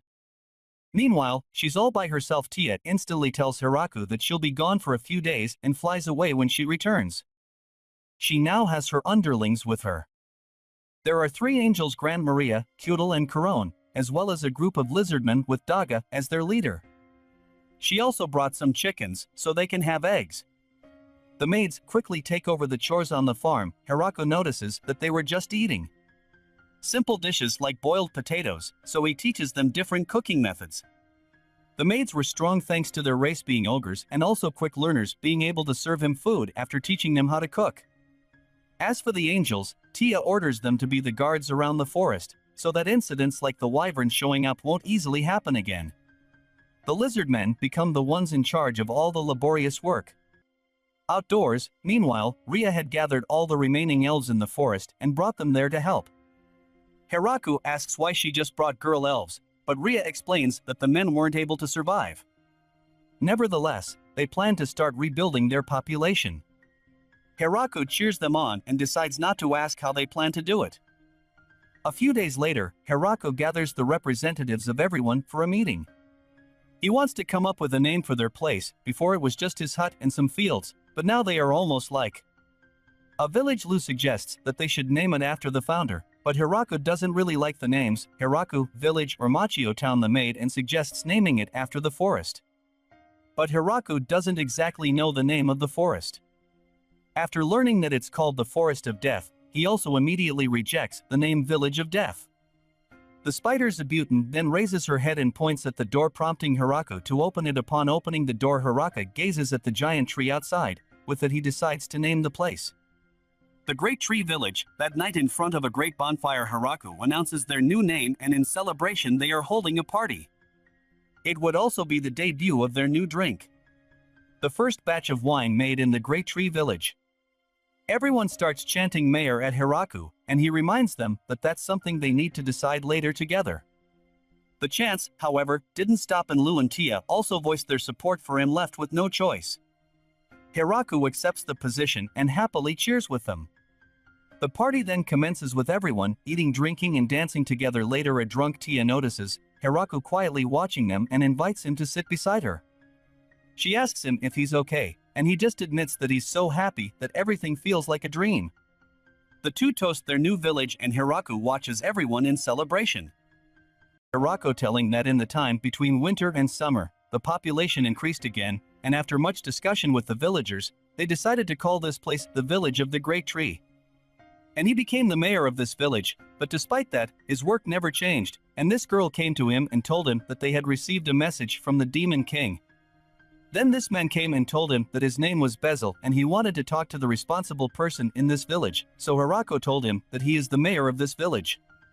He gave him a gift and told him that he had a message from the Demon Lord that he would like to discuss the status of this settlement here. Hiraku remembers when Ro told him that she believes these lands are under the control of the Demon King, so he talks to himself with fear that the Demon King will make him pay taxes to make him live on these lands. He wants to consult with Ro and Tia, and it's time for him to step up and take over his duties as mayor. Then he said to Mr. Bezel if the Demon King was willing to accept them to live on these lands, he was willing to offer part of his harvest as payment of taxes. And that for the rate he would pay was 10%, and he would like them to come every year before winter began to collect taxes, and Bezel agreed. Hiraku writes an agreement that the tax that he will pay is 10% of their total crop, and this is limited to what he grows in his fields, and he will not give them any of the milk, eggs, or honey that he produces, and if the people of the Demon King are interested in anything else, then they will enter into commercial negotiations. So Hiraku talks to Ro and Tia and asks them if his behavior is right or not, and Ro told him that his behavior is correct, and since they will pay taxes, then they are under the protection of the Demon King from now on. And Tia said to her, indeed, but the taxes are only 10%, which is usually 50 or 60%, and she told me that if they came to them every year, they were not able to measure everything they produced accurately, or in other words, they bought the protection of the Demon King. And Ro is very happy because this gift is a powerful medicine that works if a person drinks it or applies it directly to the injury. And at night, we see Bezel with his men, and they are shocked that Hiraku submitted to their military forces, although they have the ability to defeat Wyvern, and they certainly have an ulterior motive. And Bezel tells them that they had no choice but to accept their terms, and with them was the vampire princess and the angel of annihilation. Not only that, but there was also an army of high fairies and a pack of hellwolves. The group that directed him to the leader was the trio of killer angels, and he was so scared he thought his life was over, and then Hiraku asked him to be under the protection of the Demon King, and the bright side of it all was that they managed to negotiate amicably. And then he gave them a gift, and they opened it, where they found fruit from their land wrapped in a piece of cloth made of spider webs of a great devil. And the next day, he went to Hiraku, Lord Dream, who is the only true ruler of the dragons, and with him a man from his followers, and they live in a hideout in the south of this village, and they consider them their neighbors, although there is a great distance between them, after which he gave them a gift. Then the dragon, Dream, turned into a man and entered his house with him, and they ate together, so Dream was impressed with their food and told them that he did not return to their home and would stay with them. His man told him that he could not do that because many people would be upset if he did not protect his house, so Dream told him that he was comfortable in this house, but he would go against his will, then the dragon would go to his country. In the early morning, Hiraku talks to Tia and Leah. He thinks it is not good for them to keep visitors outside. However, he is not comfortable inviting them to their homes, so he decides to build a guest house for the visitors. Since that house would be good for accommodating only 4 people, Leah told him that it would be very small, as anyone who comes to this village needs to climb mountains and cross the forest. She says that their visitors until now were servants of the king of demons and dragons, and usually when people come here, they do so in large groups. They must build a house that can accommodate about 30 people comfortably, as they will make the first floor an open space designed to hold feasts. And on the second floor are bedrooms for their guests to stay in if they want to stay here. They then begin to build a guest house for any potential visitor, as Gran Maria and the angels are responsible for the defense of the perimeter, rather than treating the guests as enemies. Zapton sounds the alarm if anything strange happens and agrees with Hiraku on a new sign for visitors. Hiraku then discusses with his friends how they treat their guests and suggests that he, Ro and Tia welcome their guests. So this maid tells him that they did not agree with his words about welcoming parties, because some enemies sneak in disguised as visitors. Hirako's idea was rejected, so they added some high fairies, ogre maids, and lizard men to their welcome party, along with Flora, who wanted to be a part of this party. Where Hirako asked her to watch any visitors who stayed here until dark, Flora told him that she could watch the place all day, because she and Ro could go several days without sleeping. In the morning, Zapton rings the visitor's bell. And this boy speaks and says, I am Garf and we are from a place in the mountains east of here called the village of Howl, and asks Hirako to establish relations with his village. Ru said, I will take care of this matter, and she talks to Garf and says to him, I think your journey was difficult and our village welcomes you, and I will take you to the guest house so you can rest, and is this your entire group? He told her yes, it was my group. She said to him, then we will treat the others as enemies and see the dog catch these people, and Garv was amazed and told her sorry about that, it seems we had a few extremists. She said to him, well, that was dangerous, we have to make sure that everyone is before entering the village, and it would be wise for you to behave while you are here, and there are people I need to even monitor myself here. True hospitality. Ru says stay here for a while. And they leave the room and close the door on them, and Hirako is surprised and says it seems that you are besieging the enemies more than welcoming the guests. Tia said to him, did you not notice anything? When visitors come to establish relations with our village, they always bring some kind of offering with them. Even that dragon brought something. He said to her, do you think they are not friendly? She told him, I can't say for sure, if they don't follow the normal rules they don't get physiotherapy for visitors, and that's it, and also leaving them to soldiers hiding in the woods worries me. Leah said that's why we lowered our level of hospitality so low for them. Didn't Caudle or the other girls discover those forces? Tia said they noticed them, but they decided those forces were not a threat and ignored them, and I will punish them. And we see this girl talking to Hirako and telling him, is there anything? He said to her, nothing, the food that I made for Dream, and this girl interrupted him and said to him, do you think that this food is not at this level? I'm sure you've already realized by now, but that's the difference in treatment between guests who brought that sword and people who didn't. And Hirako goes to these people and says to Tia, I feel bad for serving such a meager meal to them, and Tia said to him, please get rid of such feelings, and tells Leah that she is right, they are supposed to be here for important negotiations, our goal is to know what they are after, and everyone else was against offering wine to them and forced us to do this. And he said to them, I am glad that you all let me do this, even if they are enemies. I want to show kindness to them, and first I want to know why they are here.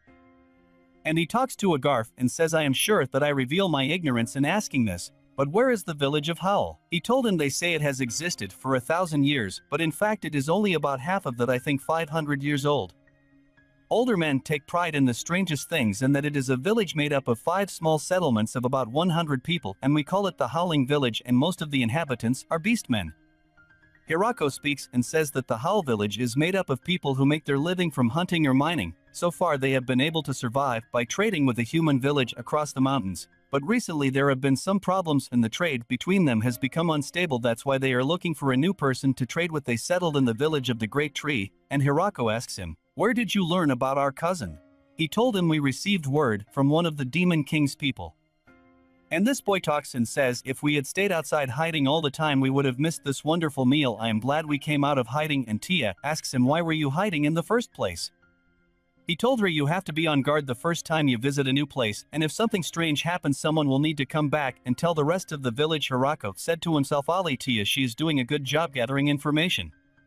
The next day Hirako says that the monsters from Howl Village didn't try to deceive us, and we really wanted him to establish business relations, and Garv told him, we will make our business deal, we are not interested in normal economic trade, we simply like to trade physical goods in an open market, and we don't use any currency in our village. After all, he said to him, it's the same here, and Hirako says, I'm sure we will need the currency. One day he said to him, I want to open a market everywhere in our village, but if it is possible then we want you to come to our village to trade, and the truth is that it was difficult for us even to get here this the time, and carrying goods all the way here and back would be too much. Hirako tells him it's pretty much the same for us. Garv tells her, you live here, can't you move around in the woods easily? Hirako said to himself, maybe I can have Kuro and the dogs carry the goods for us, and talk to Garv and say to him, I understand. What do you want to trade during our first visit? He said to him, we have goods made from the raw materials we have, paints, silverware, glassworks, and metalworks. Hirako said to him, I want them all. Hirako said to himself, we started our business relationship with Howl Village. Then he told him the truth, which is, until last night, I didn't know that people brought gifts when visiting, because the village we live in doesn't have such a custom. We don't have anything. Hirako said, it's okay. The gift is not in its price. but the gift can also be spiritual. It is enough that you were determined to do so. The man said to him, "Thank you, Hirako. Your words encouraged me a lot." This place and his girlfriend told him, "You can't. It looks bad if we send our best man there right away, and how we will live after you." He said to them, "It won't take long. It's only 10 days. Dragon said, "Dream, I agree to take your friends there for a barrel of wine." After his first visit, Dream decided to start coming here to hang out regularly. He always brings treasures or weapons as gifts with him, so no one wants him to move the population in exchange. A barrel of wine was actually Dream's idea, so he accepted his offer. Then Dream took them and lifted them on his big back to fly them in the vast space. Look how he flies with his wings. We go now with you to the residents of this village. This boy talks to his friend Ali, negotiating a trade agreement. To the mountain range so far at this time, the two friends were shocked by the appearance of the Dream Dragon. Then they returned again to Hirako, and Hirako said to them, "How was it?" His beautiful friends said to him, "We were able to exchange everything we took, and they liked everything. With this they are very good," and one of them asked if some of them could live here with us, and Hirako said, "Yes, we still need more people to work, so I will be happy to have them." His friend said, "In total there are 20 people who want to live here, and all of them are girls." He told her, "Tell them we will agree, but on the condition that they send with them at least 2 men. This girl is called Sina." She said to him, "Thank you, because you accepted that we live with you in the village." He told her, "We are happy to have you. You are now completely safe." Sina said to him, "Thank you. How handsome and kind you are, Chief." He told them, "Where are the men who came with you to the village?" Sina told him that we brought 3 men, and here Hirako was shocked when he saw them because they were still children. And here ends the 7th episode. With Hirako dropping a bombshell, monster girls from the haunted village of Howl have come to stay with them. The village folks are a bit apprehensive about living with these creatures, fearing they'll bring terror to their doorstep. But Hirako assures them that everything will be alright and assigns Romelia, a housing director, to take care of the girls' needs. The monster girls are scared, too. They've heard stories about Zapton and his vicious children, and worry that they'll never feel safe in this new village. But as days pass, they start to acclimate to their new surroundings and even begin to enjoy their stay. The plot thickens when a group of children from the nearby village of Alawa arrive, giggling and playing. Suddenly, one of them falls and hurts himself. But no worries, Sina springs into action, using her powerful magic to save the day. Hirako can't believe his eyes, he's the only one in the village who can't use magic. Tia explains that all high fairies have the gift of magic, and Hirako feels inspired to work even harder to make a difference in his own way. Out of nowhere, a fairy rushes to Hirako with urgent news: a bear wrestler and a blood snake are locked in a brutal fight in the northern forest. The tremors caused by their battle could wreak havoc on the village, so Hirako wastes no time and demands to be taken to the scene. As they approach the fight, Hirako marvels at the sheer size of the bear. But he's not intimidated, he's determined to take them down and turn them into a tasty meal for the village. The fairy promises to come back for help, but Hirako knows he can't wait for reinforcements. With a single, powerful blow, Hirako takes down both beasts. Feeling proud of his impressive feat, now comes the fun part: cooking the meat. He calls on his trusty maids to help prepare the feast, adding a blend of herbs and spices to enhance the flavors. As the meat cooks over the fire, Hirako can't resist tasting it, savoring the juicy, succulent flavors. But something's missing. He knows there's a secret ingredient that will take his dish to the next level. With a mischievous grin, Hirako sets off on a mission to find it, determined to create the ultimate feast for his village.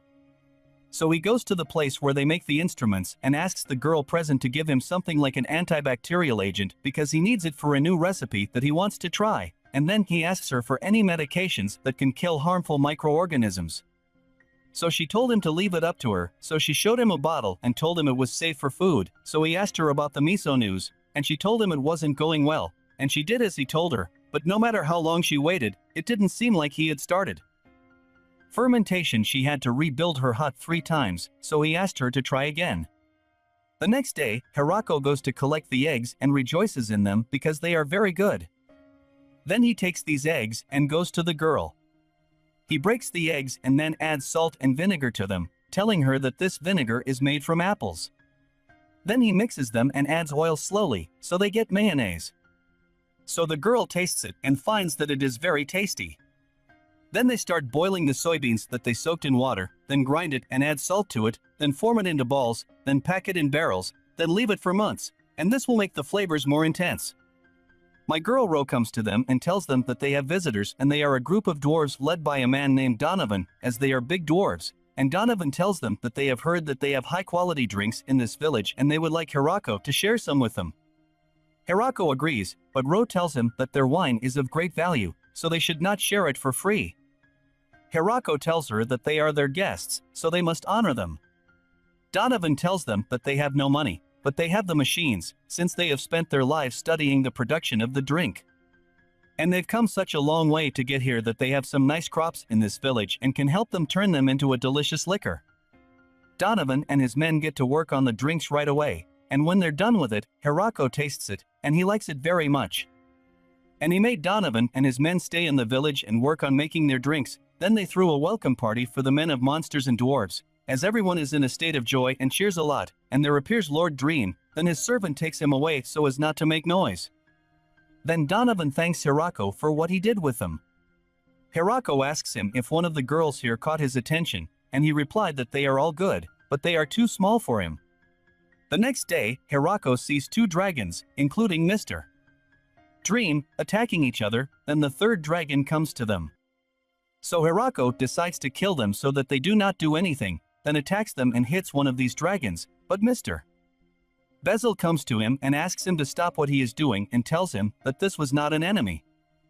And he tells him that these two are my master's wife and his daughter, and they get to know each other, and this girl is called Lastisman and the other is called Gravelin, and Hirako says that Dream is constantly sneaking so that he can come to our cousin and raised some suspicions in the house, and she says to Esti, what were we supposed to think when he was sneaking every night? Gravelin told her he was obviously sneaking around doing something he shouldn't. He told them it was a silly accusation, she told him, but you were sneaking all kinds of stuff out of the closet and you were always out till the next morning. Hirako says to himself, I understand now that it is the gifts he always brings us and I was worried that he would come home drunk so I built a house for him, and says this person was all for the sake of our diplomatic relationship. It was all high-level politics. She told him in this case my suspicions are all confirmed. And Hirako says to them, even though I didn't know who you belong to, I'm sorry about how I acted earlier. He tells her don't worry, it's our fault, and she apologizes to him. She says I'm sorry because I was about to burn down the village because I thought my father had an affair. Gravelin says I'm sorry too, because I was about to kill the insolent man who pointed the spear at my daughter. This person said to her, well, I think everything is settled now. But you still don't need to sneak out, Gravelin tells him, and Hirako leaves them and goes. He tells them our relationship with this village is of the utmost importance, and she says to him that despite their lack of numbers they still have the strength to challenge us, and I never thought we would meet anyone with the strength to confuse us. You can't even defend against that attack you had to avoid, that even that was thanks to the spider, and that she is my friend old.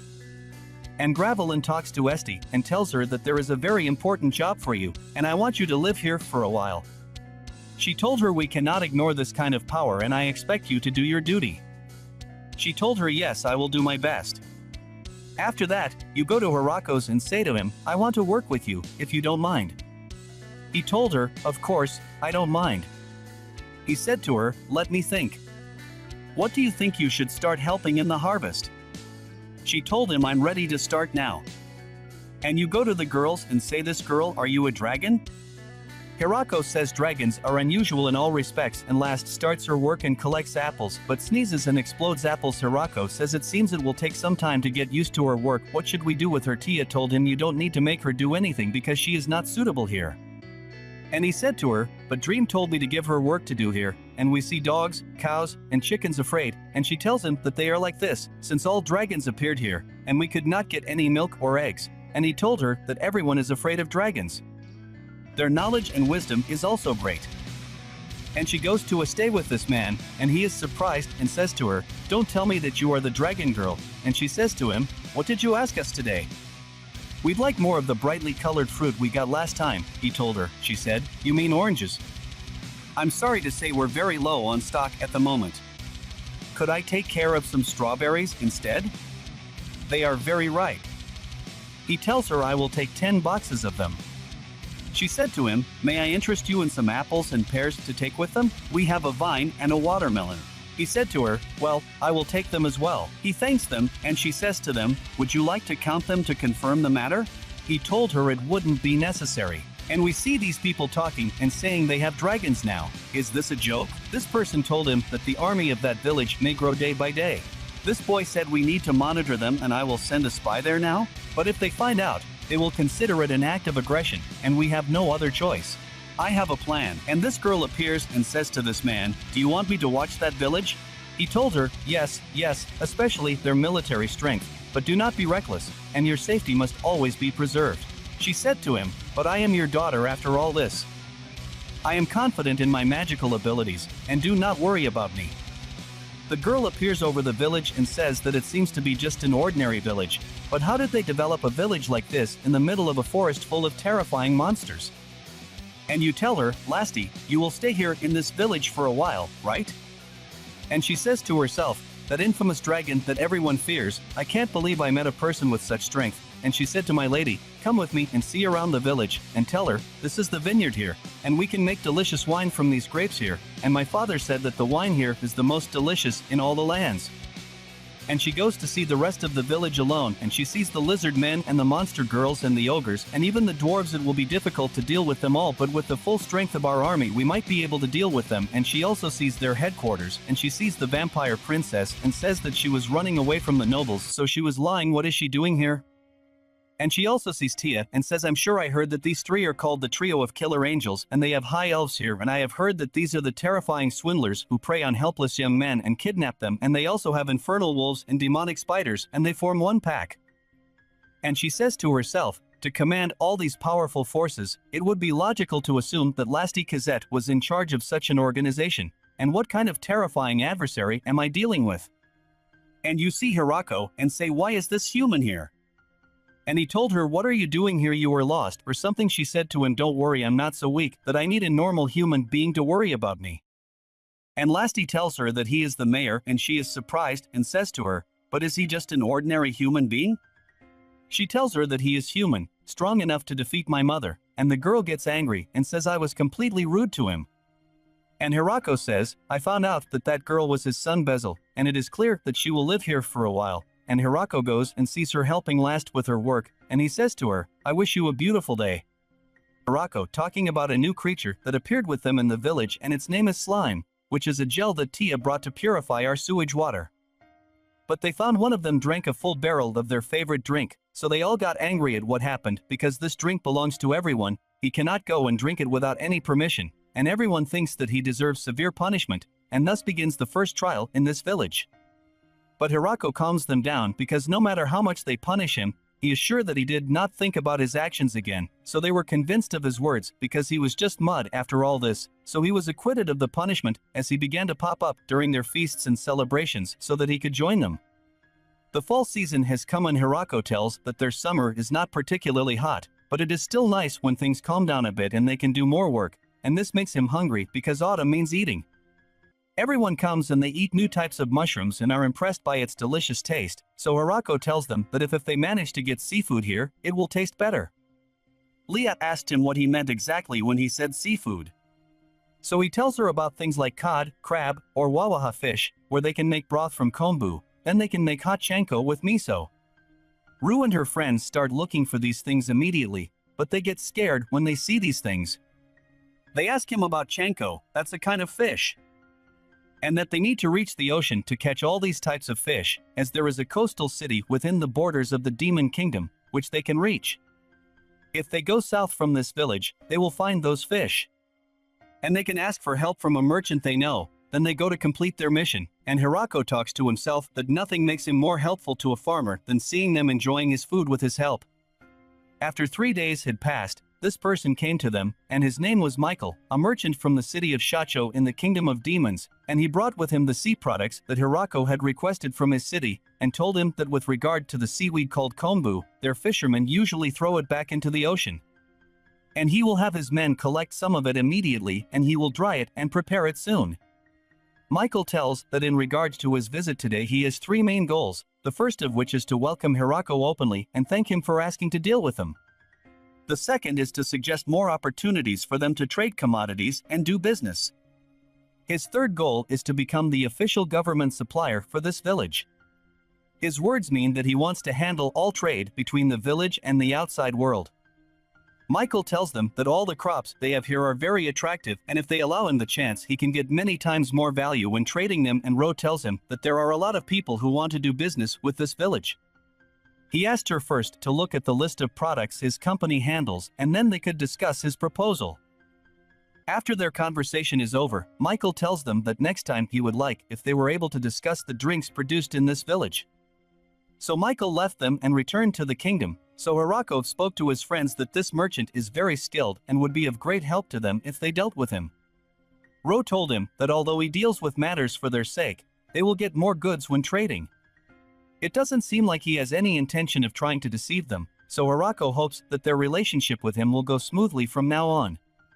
The next day we go to the city of Shacho, where Michael works as the president of the largest trading company in this city, so the receptionist enters him and tells him that there are people who want to meet him, so tell him if the matter is not important, he cannot deal with them.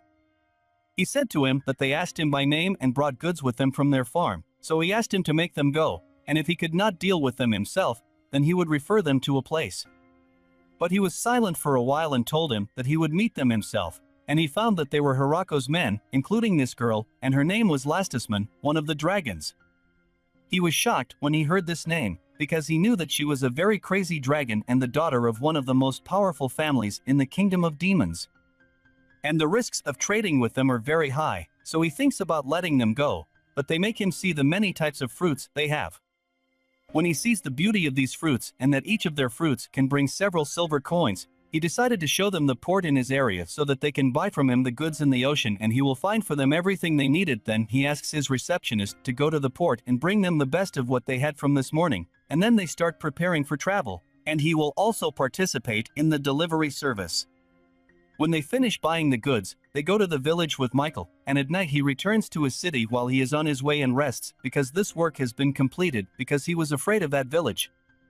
Michael said to himself, "This was the best deal of my life. Huge profits await me from now on, but I'm not sure if my body can handle these." We see the girls amazed. Hirako says this is real seafood, and maybe next time I'll ask him for shrimp or squid. Hirako said, "This is the third time a dragon has attacked this village. Is it related to Dream again?" For the record, the 3 angel squad in charge of patrolling the sky quickly managed to spot this dragon. However, stopping the dragon is difficult, but seriously, what is this dragon doing, acting so arrogant? The dragon uses his power and fire comes out of his mouth, and Hirako says, "If you challenge me you wanna fight, right?" And Hirako attacks him, defeats him, and falls to the ground, and this girl appears and says, "You managed me, I surrender." Hirako says, "Why did you do that?" She said to him, "Well, as you can see, it is not really a big problem." He told her, "But you burned the forest?" She said to him, "Well, give me a moment, and I will come up with a very important reason to do that." This dragon appears and says, "Wait a minute." The girl said it was Little Dream. Hirako said, according to Dream's interpretation, her name is Hakurin. She is his older sister. The girl said, "You know, this is your fault." "I say something," she said to him, "you said that you want to marry her to the mayor of this village one day." "It's not what you think," said Dream. "I might have said something like that while I was drinking, but I'll do it someday for the prosperity of our tribe." Hirako said, "You being the moral person, it makes it really difficult to comment on this." The girl said, "That's why I came here to see what kind of person he was marrying." Hirako, "Then why didn't you come to visit normally?" She told him, "Everyone always talks about how strong the mayor is here, so I wanted to come and play with you a little bit." "Not that," said Dream, "she is here mostly to vent anger." The girl said, "Of course I am. Do you think I can let it happen that my little niece finds a husband before I do?" And she angrily told Lasty that she is 900 years younger than me and I can't accept this. Hirako said to her, "But you shouldn't cause people trouble, and needless to say you will clean up this mess, right?" She told him, "Okay, I understand." And at night she says, "So you two always eat good food?" Dream said to him, "Well, I don't always impose on everyone here, only about 3 out of every 10 days, and Este talks to Hirako and tells him I'm sorry that big sister Hakurin is causing so much trouble. Small square things are lined up in it." Dream said you mean mahjong? She said I want to try it. You play with 4 people and says to Hirako, let's play. I don't want to leave from here after losing to you. He said to her, so let me first explain the rules. She told him, I can figure that out, but more importantly, what should we bet? Dream said I understand that way it will be more fun than just playing the game. Hirako said I think we should take it easy at first. Dream said what do you usually bet when playing mahjong like this? He said even if you wanted me to bet on something, I really had nothing to bet on. So should we have a penalty for the loser? And the only thing I can do is play mahjong striptease. She said to him that's very cool. He said Dream so the loser gets a taste of humiliation. He said to him I don't want to force anyone to do anything they don't want, right Lasty? She told him if we were going to compete, there was no way I could lose. And they play together. Hirako says it's my fault for suggesting this idea carelessly. He said to him that's really shameful. Dragons are also competitive. I was really close and they couldn't afford to lose. Let's keep playing. This led to a very serious game. In mahjong he started stripping. You are new to this, right? And you want less clothes. Now that it's come to this, I wanted to carefully collect some points and finish things while keeping the peace, but something isn't right. What's going on here? How do I lose the last part of my clothes? Are they using some kind of magic trick? Do they use teleportation to bring back the tile book and can see the back of my tile? And this girl says there is nothing written on this. Is it extra? Hirako says I'm overthinking it. Some tiles like this anyway. It's finally my chance. I can score double Yakuman. I can finish everything in one move, but it has to be this tile again. I will never beat dragons if I get paralyzed, but Hirako loses in the game. And we move to this place and he says this person dragons gather in that village again. He said to him yes the ancient dragon Hakoran was spotted. He said to him no way they have enough power to conquer an entire country. Now can we simply sit and watch? Most importantly, Jebel, she's been in a bad mood lately, she said. She hasn't said anything to me all day besides saying good morning. Is she in a rebellious phase? This boy said we'll need to focus on preparing our military to secure the money we need. And the next day, we see Hakron explaining to these children and telling them that if you divide these apples between 3 people, how many apples should you eat? I really hope I can do it all. Hirako says after raiding the village of the Great Tree, Hakuruin decided to stay here for the time being. It's amazing that she's very skilled and able to handle any job here, but she complains about anything he asks her to do. Every time I turn around she's in her room doing nothing. Hakuran said I don't want to do that. He told her why are you complaining so much? She told him I hope one day people would stop asking me to do things. He told her I had no choice but to tell her to start digging the holes and then fill them again. In the end we settled on teaching her reading, writing, and math. She became the village teacher. Hakuran says while explaining to the students why learning to read and write will help you a lot in your daily life and I want you all to work hard so that one day I no longer have to work, okay? We see the group of girls saying to Hirako please, we beg you to spare our lives. Hirako says what are you talking about? According to Hirako, according to the Lamia girls, somehow the younger animals decided to clear a dungeon they found in the middle of the forest, and then the Lamia were forced to flee their homes quickly. They didn't know what to do, but they still caused a lot of trouble against the girls. Hirako tells Lasty what should we do? He said to him, they have come here to seek our help and protection, and I do not think it would be appropriate to send them away. He told her, in the end, we decided to exchange the gems that I had extracted for some of our crops, and after that they returned to their original homes. He told them, I would be grateful if we continue trading from now on. She said to him of course just ask us what you want. He told her you guys are really excited about this that it makes me embarrassed, but I have something I would like to ask you if you would just be grateful if you put some clothes on. Hirako tells Hirako after that the Lamia formed a Lamia delivery service and began to carry our trade goods for us, and with all the said and done I am glad that we found some reliable neighbors between this and the increasing trade with other cities and regions, and it seems that the village has reached a new level. Princess Yuri in the Demon Kingdom, accompanied by the second daughter of the Gretsch family, the fourth daughter of the Bugel family, and the second daughter of the Mamonrose family. They discuss the village's increasing military strength and nefarious plans, and how they will persuade Florim to stay there as a hostage if needed. They decide to immediately gather their forces to defeat the village and save Florim. When Florim was working, a man approached her and informed her that the princess was gathering her forces and preparing for a military campaign. Florim was shocked and the man explained that some of the followers took the opportunity to fill her head with half-truths. When Florim learned that the girls were the ones who did it, she was shocked because they were politically powerful girls. She was afraid that they would attack the village because it had given them a lot of reports and they needed to know the extent of the village's power, which was ironically laughable. He told her that he thought the reports were so ridiculous that they were starting to look unreal, and he tried to get the Demon King to put a stop to it, but he was too lenient with his daughter. Florim thought about going to them to convince them to stop. He told her that they would see her as an enemy of the Demon Kingdom, but he wanted her to stop their attack because they would move tomorrow, and their number was 300 men. He was trying to ask someone in the village to defeat their forces so that they would surrender and return home. She told him that if they were concerned about the villagers who discover this war would end in the violent destruction of the Demon Kingdom, and there would be a problem. All she needs to do is show them the difference in military strength. The next day, the three girls go to the village in a different form and they wanted to attack the village, but then they went to Hirako, and Florim told Hirako that they wanted to move here, as they completely changed their minds and they are all ready to work themselves to death. Then Princess Yuri appears with them, as she came because she was worried about Florim in this village. And Florim tells him that she does not need to give her any special treatment and he makes her work on the basis that she will leave soon, so he asked her to make them roam the village and then left them to go to his work. And if they want to keep this a secret from the rest of the villagers, they must not reveal their identities, and the princess does not receive any special treatment here. Princess Yuri and her assistants are dazzled by the beauty of the village, the crops, and the fruits. Solia sees them and gives them apple fruit.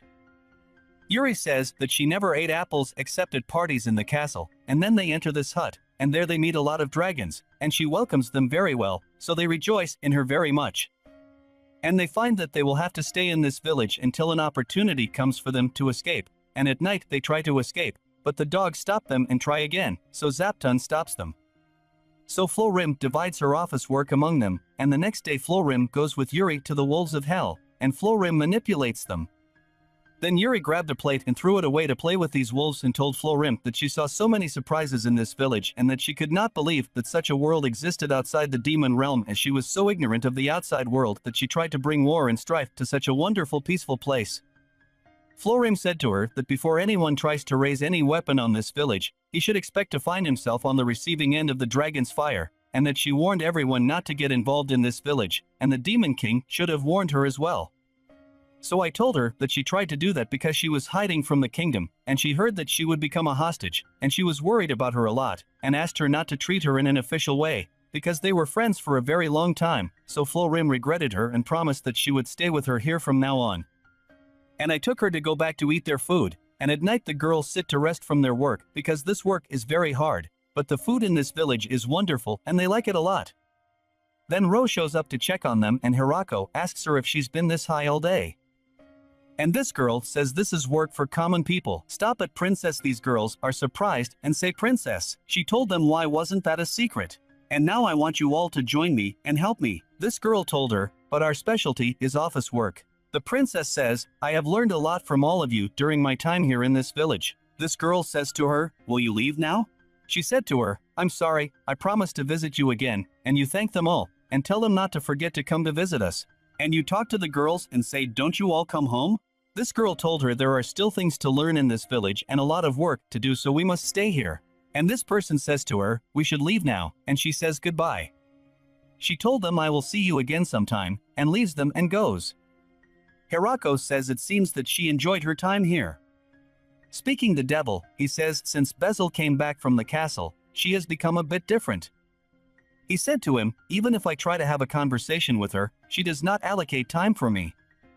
He told him, it seems that the princess began to take an interest in politics and diplomacy a long time ago. Girls tend to grow into adults before their parents realize that. The devil said, surprised, exaggerated, don't tell me that she met a man? Who is he? I am the great Demon King, I will tear him apart myself. He told her that this situation will make her hate you one day, and now it is time for the meeting and we go to show her what an amazing father you are. Speaking Hirako, he says, shortly after Yuri left, we started harvesting crops before winter, and this was the result. Hirako shows all these crops and says, when did all this happen? Tia said we harvested so much that this is not suitable for storage here. He told her I'm glad we harvested a good crop, but still. And this girl says, will it be okay if we send some extras to my dad? Hirako told her, yeah, let's do it. Leah says, can we send some to my dad, too? He told her this is fine for me, but who are your parents? From my point of view, she told her, they are grandparents. My father lives in the northern continent while my mother lives in the south, so it will be a bit out of the way. Tia said they are two dragons living in the north and south? Could it be the Imperial Dragon Dawes and the Tornado Dragon Raimilan? She said to her, you're exaggerating. Is that really what you guys call it? Tia said, I never imagined dragons were related this way. Speaking Hirako, he says that last he stopped at Dream's place to deliver the food we shared with him, and then continued to the city of Shichoto to drop off the crops we were sending there. And Michael asked her to exterminate a monster that was attacking merchant ships. Leah says I have to take some meat home as thanks for taking care of this monster. These are definitely the things you were talking about. That means we'll have hot chanko tonight. Meanwhile, Hakorin headed north. On her way back, she found some people who wanted to move to our village. This girl named Ya appears, the leader of this group. Dark fairies told her? She told him what is referred to us as mountain fairies. He said this is my fault, please forget about it. Leah says they can all use fire and they eat me too. She said, hey, we live in the mountains, but lately we have to find food. She told him that they looked like they were having some problems. So I thought things might be easier for them. Hirako said, what should we do? She tells him no one really has space to help strangers these days. If we cause you trouble, we will leave immediately. He said to her, that's not what I meant. I was just trying to think of a plan in a hurry. We have to know where you're going to sleep so we can build, but a house and other things like that. I was just thinking about who I should talk to so I can arrange everything if you want to live here, so we glad to have you. She said to him, we will sleep on the ground here. He told her, we cannot do that. Thus, a group of mountain fairies became residents of our village. She told him, we will go to get food on our own. After all, we are good hunters and the dog attacks her, saying I am so sorry we couldn't be more helpful to you. Hirako says, are you okay? Isn't there something wrong with this forest? He said to her, if it's too much for you, please don't hurt yourselves. She said to him, you are so kind, what are you doing? He said to her, I was hoping it would be possible to make some pottery in the village. Now we bake it after it dries and suddenly it disappears. He says to her, I guess soil won't work here, we have to go look for mud somewhere. She said to him, would you allow me the honor of finding that for you? We come from the mountains, and as such we understand the land and what lies within it. He said to her, I understand, but isn't it dangerous to go and search the area? She told him as long as I didn't have to fight, I'd be perfectly fine. He said to her, just promise me that you will be careful and give him the pottery, and Hirako rejoices. She says to him, I did everything I could. He said to her, I wonder if we can make cups, plates, and things. Hirako speaks, they found another cell, and she told him that it is different from where Lamia lives. You found the entrance to the new cell in the north, near the mountains. I'd like your permission to send a squad to go there. That's one of the reasons we need to survey the area and find out more. They go to the pet group. He says the survey team was outside the investigation in the dungeon. The men's bathroom is finally finished. The dwarves and the lizard men can use it, and so can Dream when he visits. So I certainly didn't build this until I could have it all for myself. He says it wasn't long since the dungeon survey squad came back and asks them, what's the matter, why are you all here? She told him that we should send an extermination squad to the cell in the north. He told them, is there a problem? She told him we made sure there was a blood snake inside.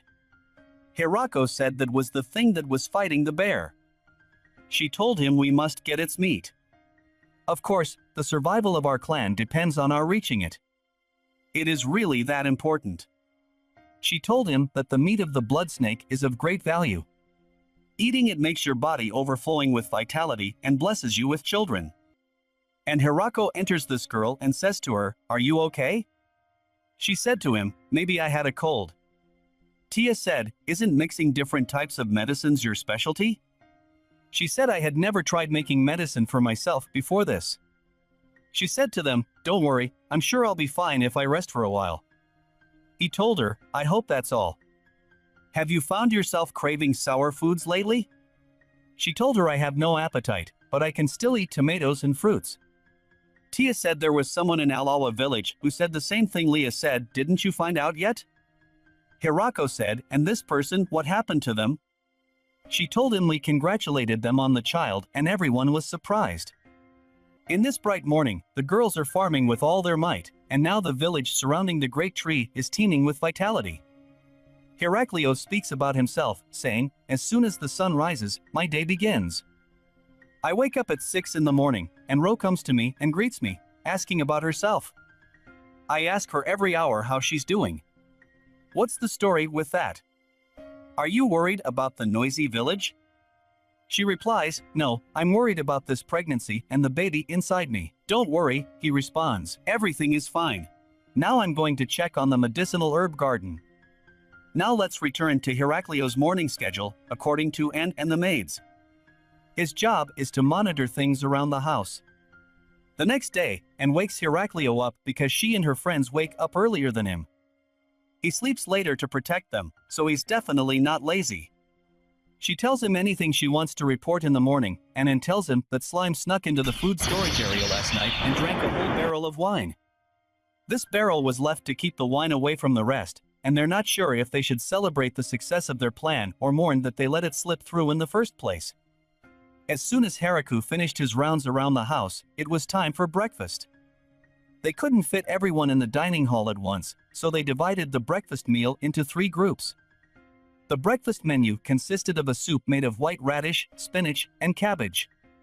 The second group was for the servants and the third was for those who couldn't make it to the first or second group on time. And sometimes, Harakurin wouldn't even make it on time for the third group. But then, Gran Maria arrived and told him about the 3 killer rabbits that tried to sneak into the village yesterday. However, Craro and his dogs were able to take care of them, and they could use them as food. Haraku replied with excitement, "These rabbits have not learned their lesson." Hirako tells of Gran Maria and her friends, although they always seemed composed and proper, they all get into a slothful mode when they are off duty and on their own time as they cannot do any housework while they depend on Daga and the other lizard men to do the laundry, cleaning and other things. And that they make up for it by how hard they work to keep the village safe and that he is happy to have them, and after he finishes breakfast he goes to work in the fields and there he sees pests in the fields as there are none of the ordinary garden pests that he knows exist in this world, though there are these things strange little black. These pests live on plants and eat their leaves. Fortunately for them, the children of Zaptun, Kuro, and other dogs can detect them, so until now they have not yet caused any real harm. The fields in which they were expanding are so large, and checking each of them is so difficult now, but the sight of the ripening crops fills him with joy, and he feels satisfied with all the work he and his friends have done. When Hirako finishes work, it's lunchtime, and he eats the lunch that the maids prepared while he was working.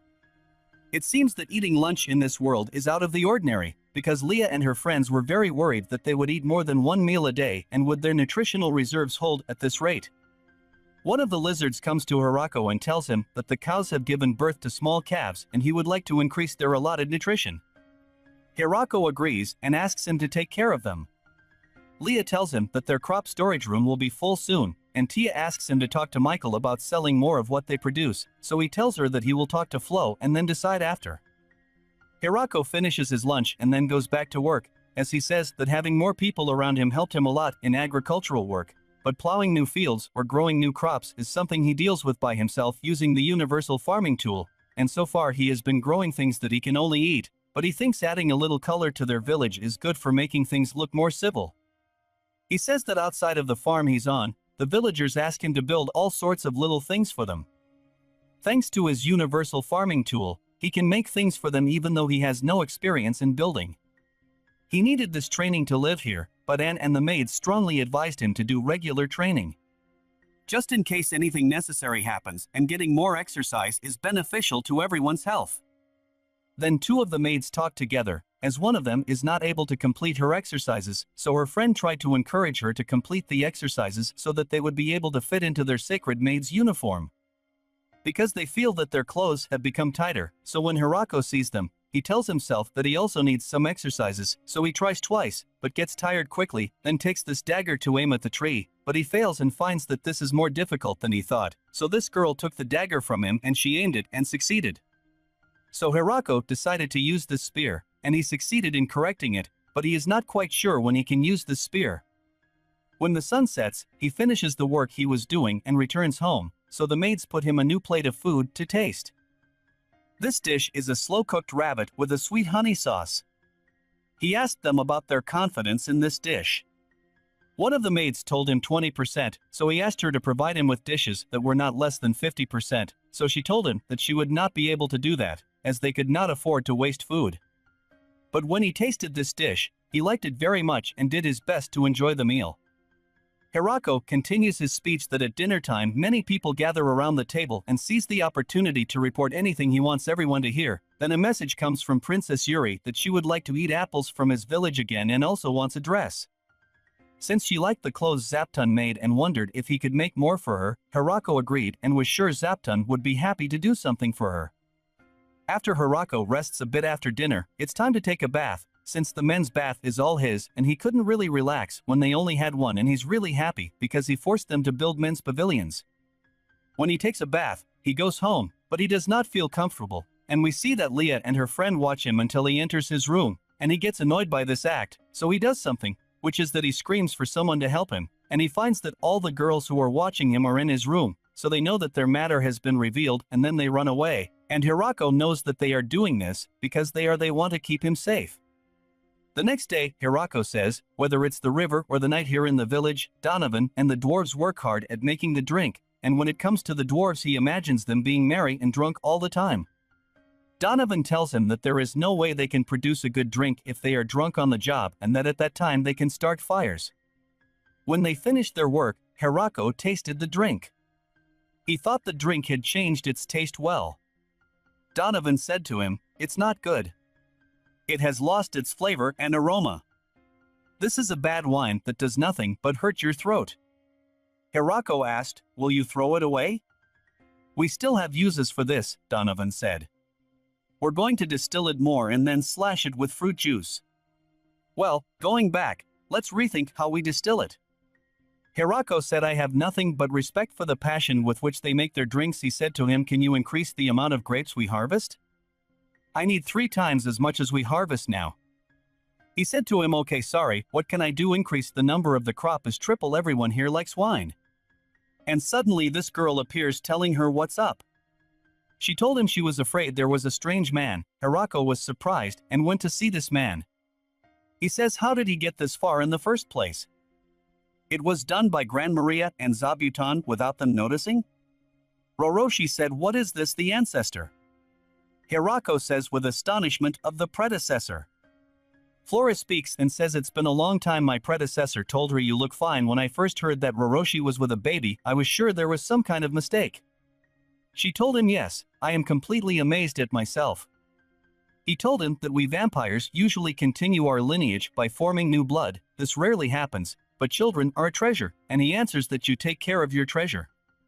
She told him, "I will thank you." Hirako said to her, "What do you mean he is the predecessor?" She simply told him, "I think you could say he is like our grandfather." He said, very surprised. He said to him, "This is true, I am now 4,000 years old." He said to him, 4,000. He told him, "I forgot the exact number."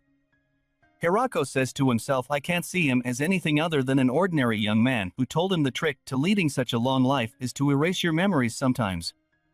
I make sure to keep the important things like my name and the clan I belong to, and then let everything else fade away." He told him to fade. "Isn't that kinda hidden?" He told him it was hidden the first time, but I got used to it after that. It's only been about 200 years since I last erased my memories, so I still feel so young. He told him, "I didn't know that vampires had that ability." He told him, "We don't do that. I use magic for that." He said to him, "It seems that magic is really useful." My predecessor said, "By the way, I am really sorry that I entered the village without saying hello. I had originally planned to look around and then leave quietly, but I was drawn to a certain presence, that statue at the bottom of the big tree." Hirako said to him, "Does this mean that you have met the statue of God before?" He said to him, "Yes, Mary is one. When she was born, he told me to do my best. Although I will be born with a slightly abnormal body, I feel that I went through a lot of hardships and was saved many times, but I can't be sure since I erased my memories. This statue belongs to the village," Hirako said, "so I don't think I can give it to you." He said to him, "If you want I can make it for you, a new one. I'm not sure if you will like what I make or not." He told him, "I would like to. I am very happy, thank you." Hirako makes a statue and my predecessor thanks him, telling him how much should I pay you for this? He told him nothing, I can't take money for this. He said to him, then I will have to think of something else I can do. Thanks, he says to Roroshi, make sure you give birth to a good baby. Talking to Arako, he says keep taking care of them. He leaves them and goes. Makoto tells them I was a bit surprised at first, but he seems like a simple guy who told him sure he is also a very important and high-level person. And my ancestor goes to this guy and says welcome back, it's been a long time, how many years does this take? He told him I think it's been 50 years now, I'm an old man. He said to him, are you in charge of the temple now? He told him yes, about 30 years ago until now. He said to him, as long as you are a religious believer, you are the right man for this job. He says there will be a big change starting today. The old man is amazed. He says, what do you mean by that? I want to dedicate this statue here in this temple. He said to him, have you done what kind of statue this is? He told him you just have to wait and see, I want you to put it in the best place here. He told him that we would have to move a statue that was designed by the master sculptor Turok. I don't know if we could simply move the most beloved statue. And in this temple there is his resting place. He told him, yeah, sure, we can do that. The old man sees the statue and admires it very much. He says this is a majestic work of art. It must have been made by a famous sculptor. We must make sure that everyone honors their names openly. He said I think it would be best if we didn't. He said to him he doesn't seem the type to appreciate things like that. Besides, I don't want to do anything to disturb his healthy life, but I don't think it would be a problem if we were supporting him quietly. Speaking Hirako, he says the ancestor sent us a wonderful piano. I refused to pay for the statue, so he said this is a gift to celebrate Rose's pregnancy. He is taking care of someone very important. We talked for a while about where we were going to put it. We decided to put it in the village dining hall. This girl says, is he the kind you will only find in a big temple? She said to her, yeah, that's the kind of piano that's only used for big parties.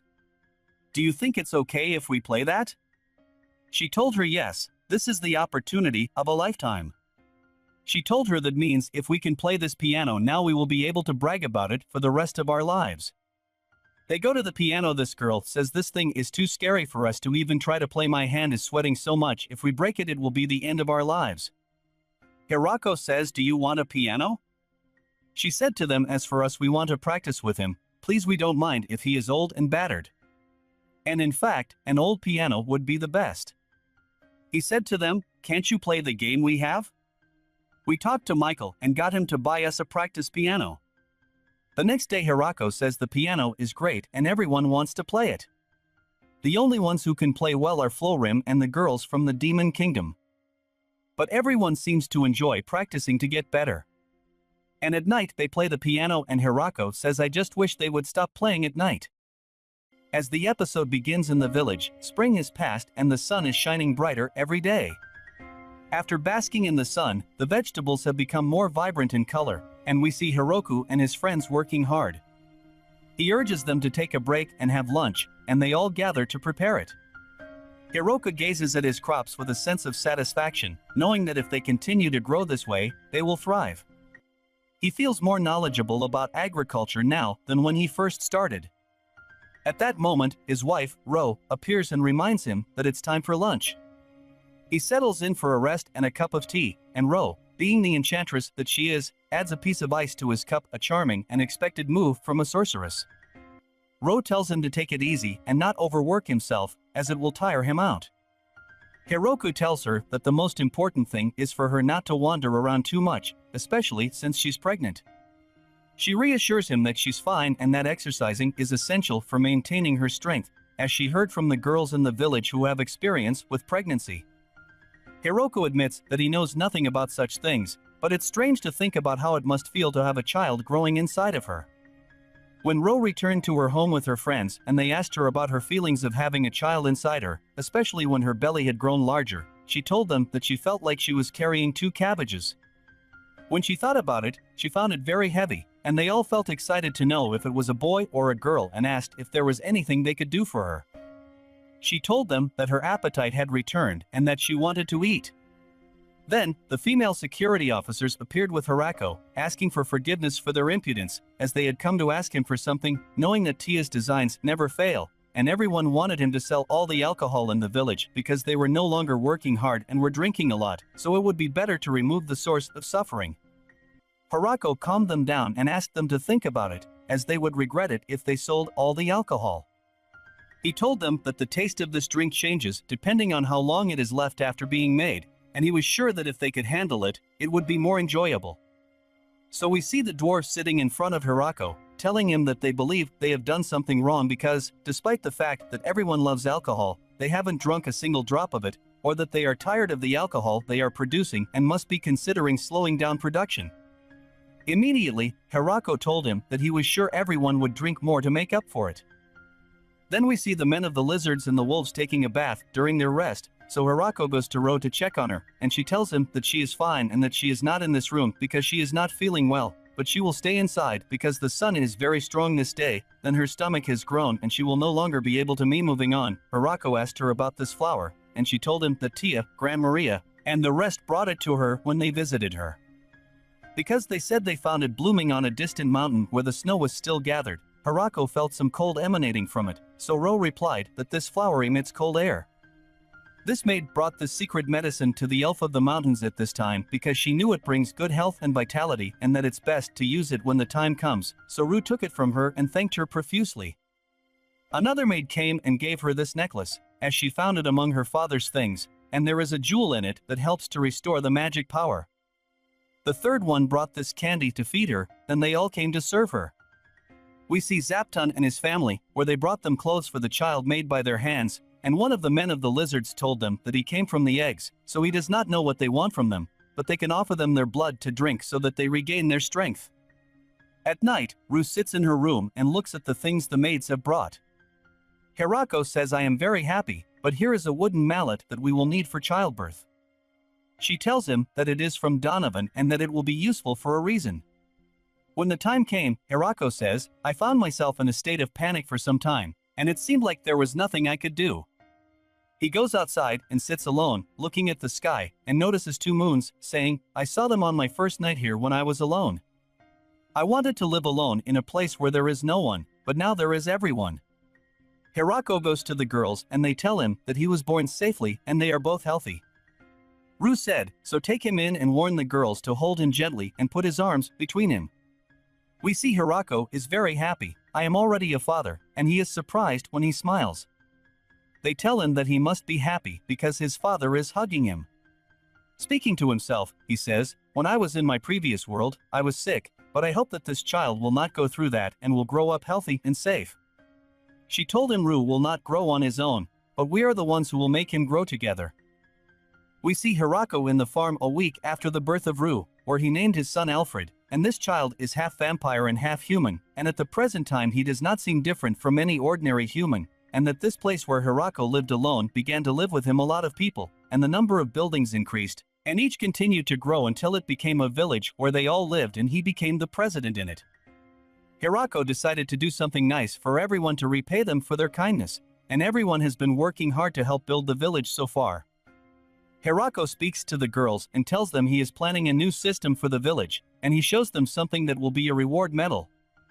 In this case, Tia said, "It is similar to money." Hirako said, "I thought that Taigu village would need its own currency one day, and now we have a lot of things in this village. Crops, hunted meat, and traded goods. As the village chief, I would take charge of these things and then distribute them to everyone myself. Now that the number of people in the village has increased, it will soon become impossible to deal with all these transactions on my own." This girl said that if we want to deal with transactions on our own, we need a currency for that. He explained to her that this is why I want to use currency when doing transactions. It will cause a lot of disruption if I convert everything into currency right away, so I will start by giving these reward medals first. Tia said, "Let's try it for a while." Hirako said, "Yes, let's think of it as useful vouchers that we exchange for things," and so I started giving all the villagers 3 medals to each one of them since I couldn't give medals to all the Zapton and Kuro, so I gave them 30 medals each. However, I have to handcraft them in such a way that they can't supply them, and that will mean I can't make as many as I need. Everyone reacted differently. Some said they immediately traded them for alcohol, while others swapped them for females and amenities. Also, some of them exchanged them for the weapons that Doryman brought as gifts, and some of them used them as decorations for their rooms, and with all this, it is better for them to use them instead of leaving them like this, and so I started offering reward medals that were the beginning of the currency. As a result, custom-made orders and furniture are becoming popular. I feel like my business has increased more than before. I also have enough vigor. Besides, I'd say I'd like to use this as a guide to how valuable things are, but sometimes it's hard to pinpoint the exact value of a single metal. And then this little girl came to him and said to him, "I want to buy a child." So he answered her, "We do not sell children, girl." These children are very cheerful, and after a few days, specifically in the evening, Hirako gathered all the girls and the people of the place until they started celebrating the birthday of his young son. I am a little worried about them drinking too much because too much juice can cause them to have colic. Then Hirako's wife spoke, saying Donovan asked me to bring it with me. He meant this big hammer, and the strong men brought a full barrel of strawberry juice, and this is their way of celebrating and helping. Hirako and his wife grabbed the hammer and opened the barrel in this way. No! I never thought that I would open a barrel of juice to celebrate such a beautiful day. I think that something big like this makes the celebrations more fun wherever you are. Look around at how happy everyone is on this blessed night. Everyone drinks fresh strawberry juice, and it is one of their most popular fruits. But Hirako's wife should not drink a lot of sugar because it may affect the lactation, because the child will taste the milk after a squint, and then it will return to the taste of the original milk, which is somewhat bitter, and then the child will not breastfeed the mother's milk, and she will use artificial milk, which is very expensive.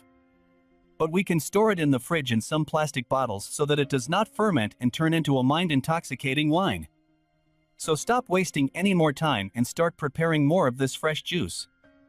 Hirako has always dreamed of his son growing up and living in the city center like these. He wants a man to depend on. This is Alfred, Hirako's son, and this is his older sister Flora, who is carrying him and is very happy with his birth. And the next morning, precisely in the village of Taiju, they talk about the birth of the baby boy and start analyzing whether these people mean Hirako and a group hostile to them or what, but I don't think so. This man spoke up and said we should think about how to continue to maintain a friendly relationship with that village, and if we can marry someone from the demon kingdom to someone from that village, then we will ensure our safety. Then this devil got angry at them and said, "I will not allow that. I will not surrender any girl to them, no matter what happens now." He went to this man, and he also talks about the people of this village, which includes Hirako, and that they will collect goods for them out of the obligation to continue the relationship with them. We've arrived in Hirako's village, and the girls are talking together, while Hirako stands nearby, talking to him about his health last night and whether or not the baby is okay, as he needs to immunize him against some skin and chronic diseases that can strike at any time. Then they moved on to another topic, which is about immigrants and refugees who left their homes because of the war. All of these people need a place to live. Their number is about 106. Hirako said with this number, they will need another village. All that, and now we will start with the emergency meeting to prepare for the second city.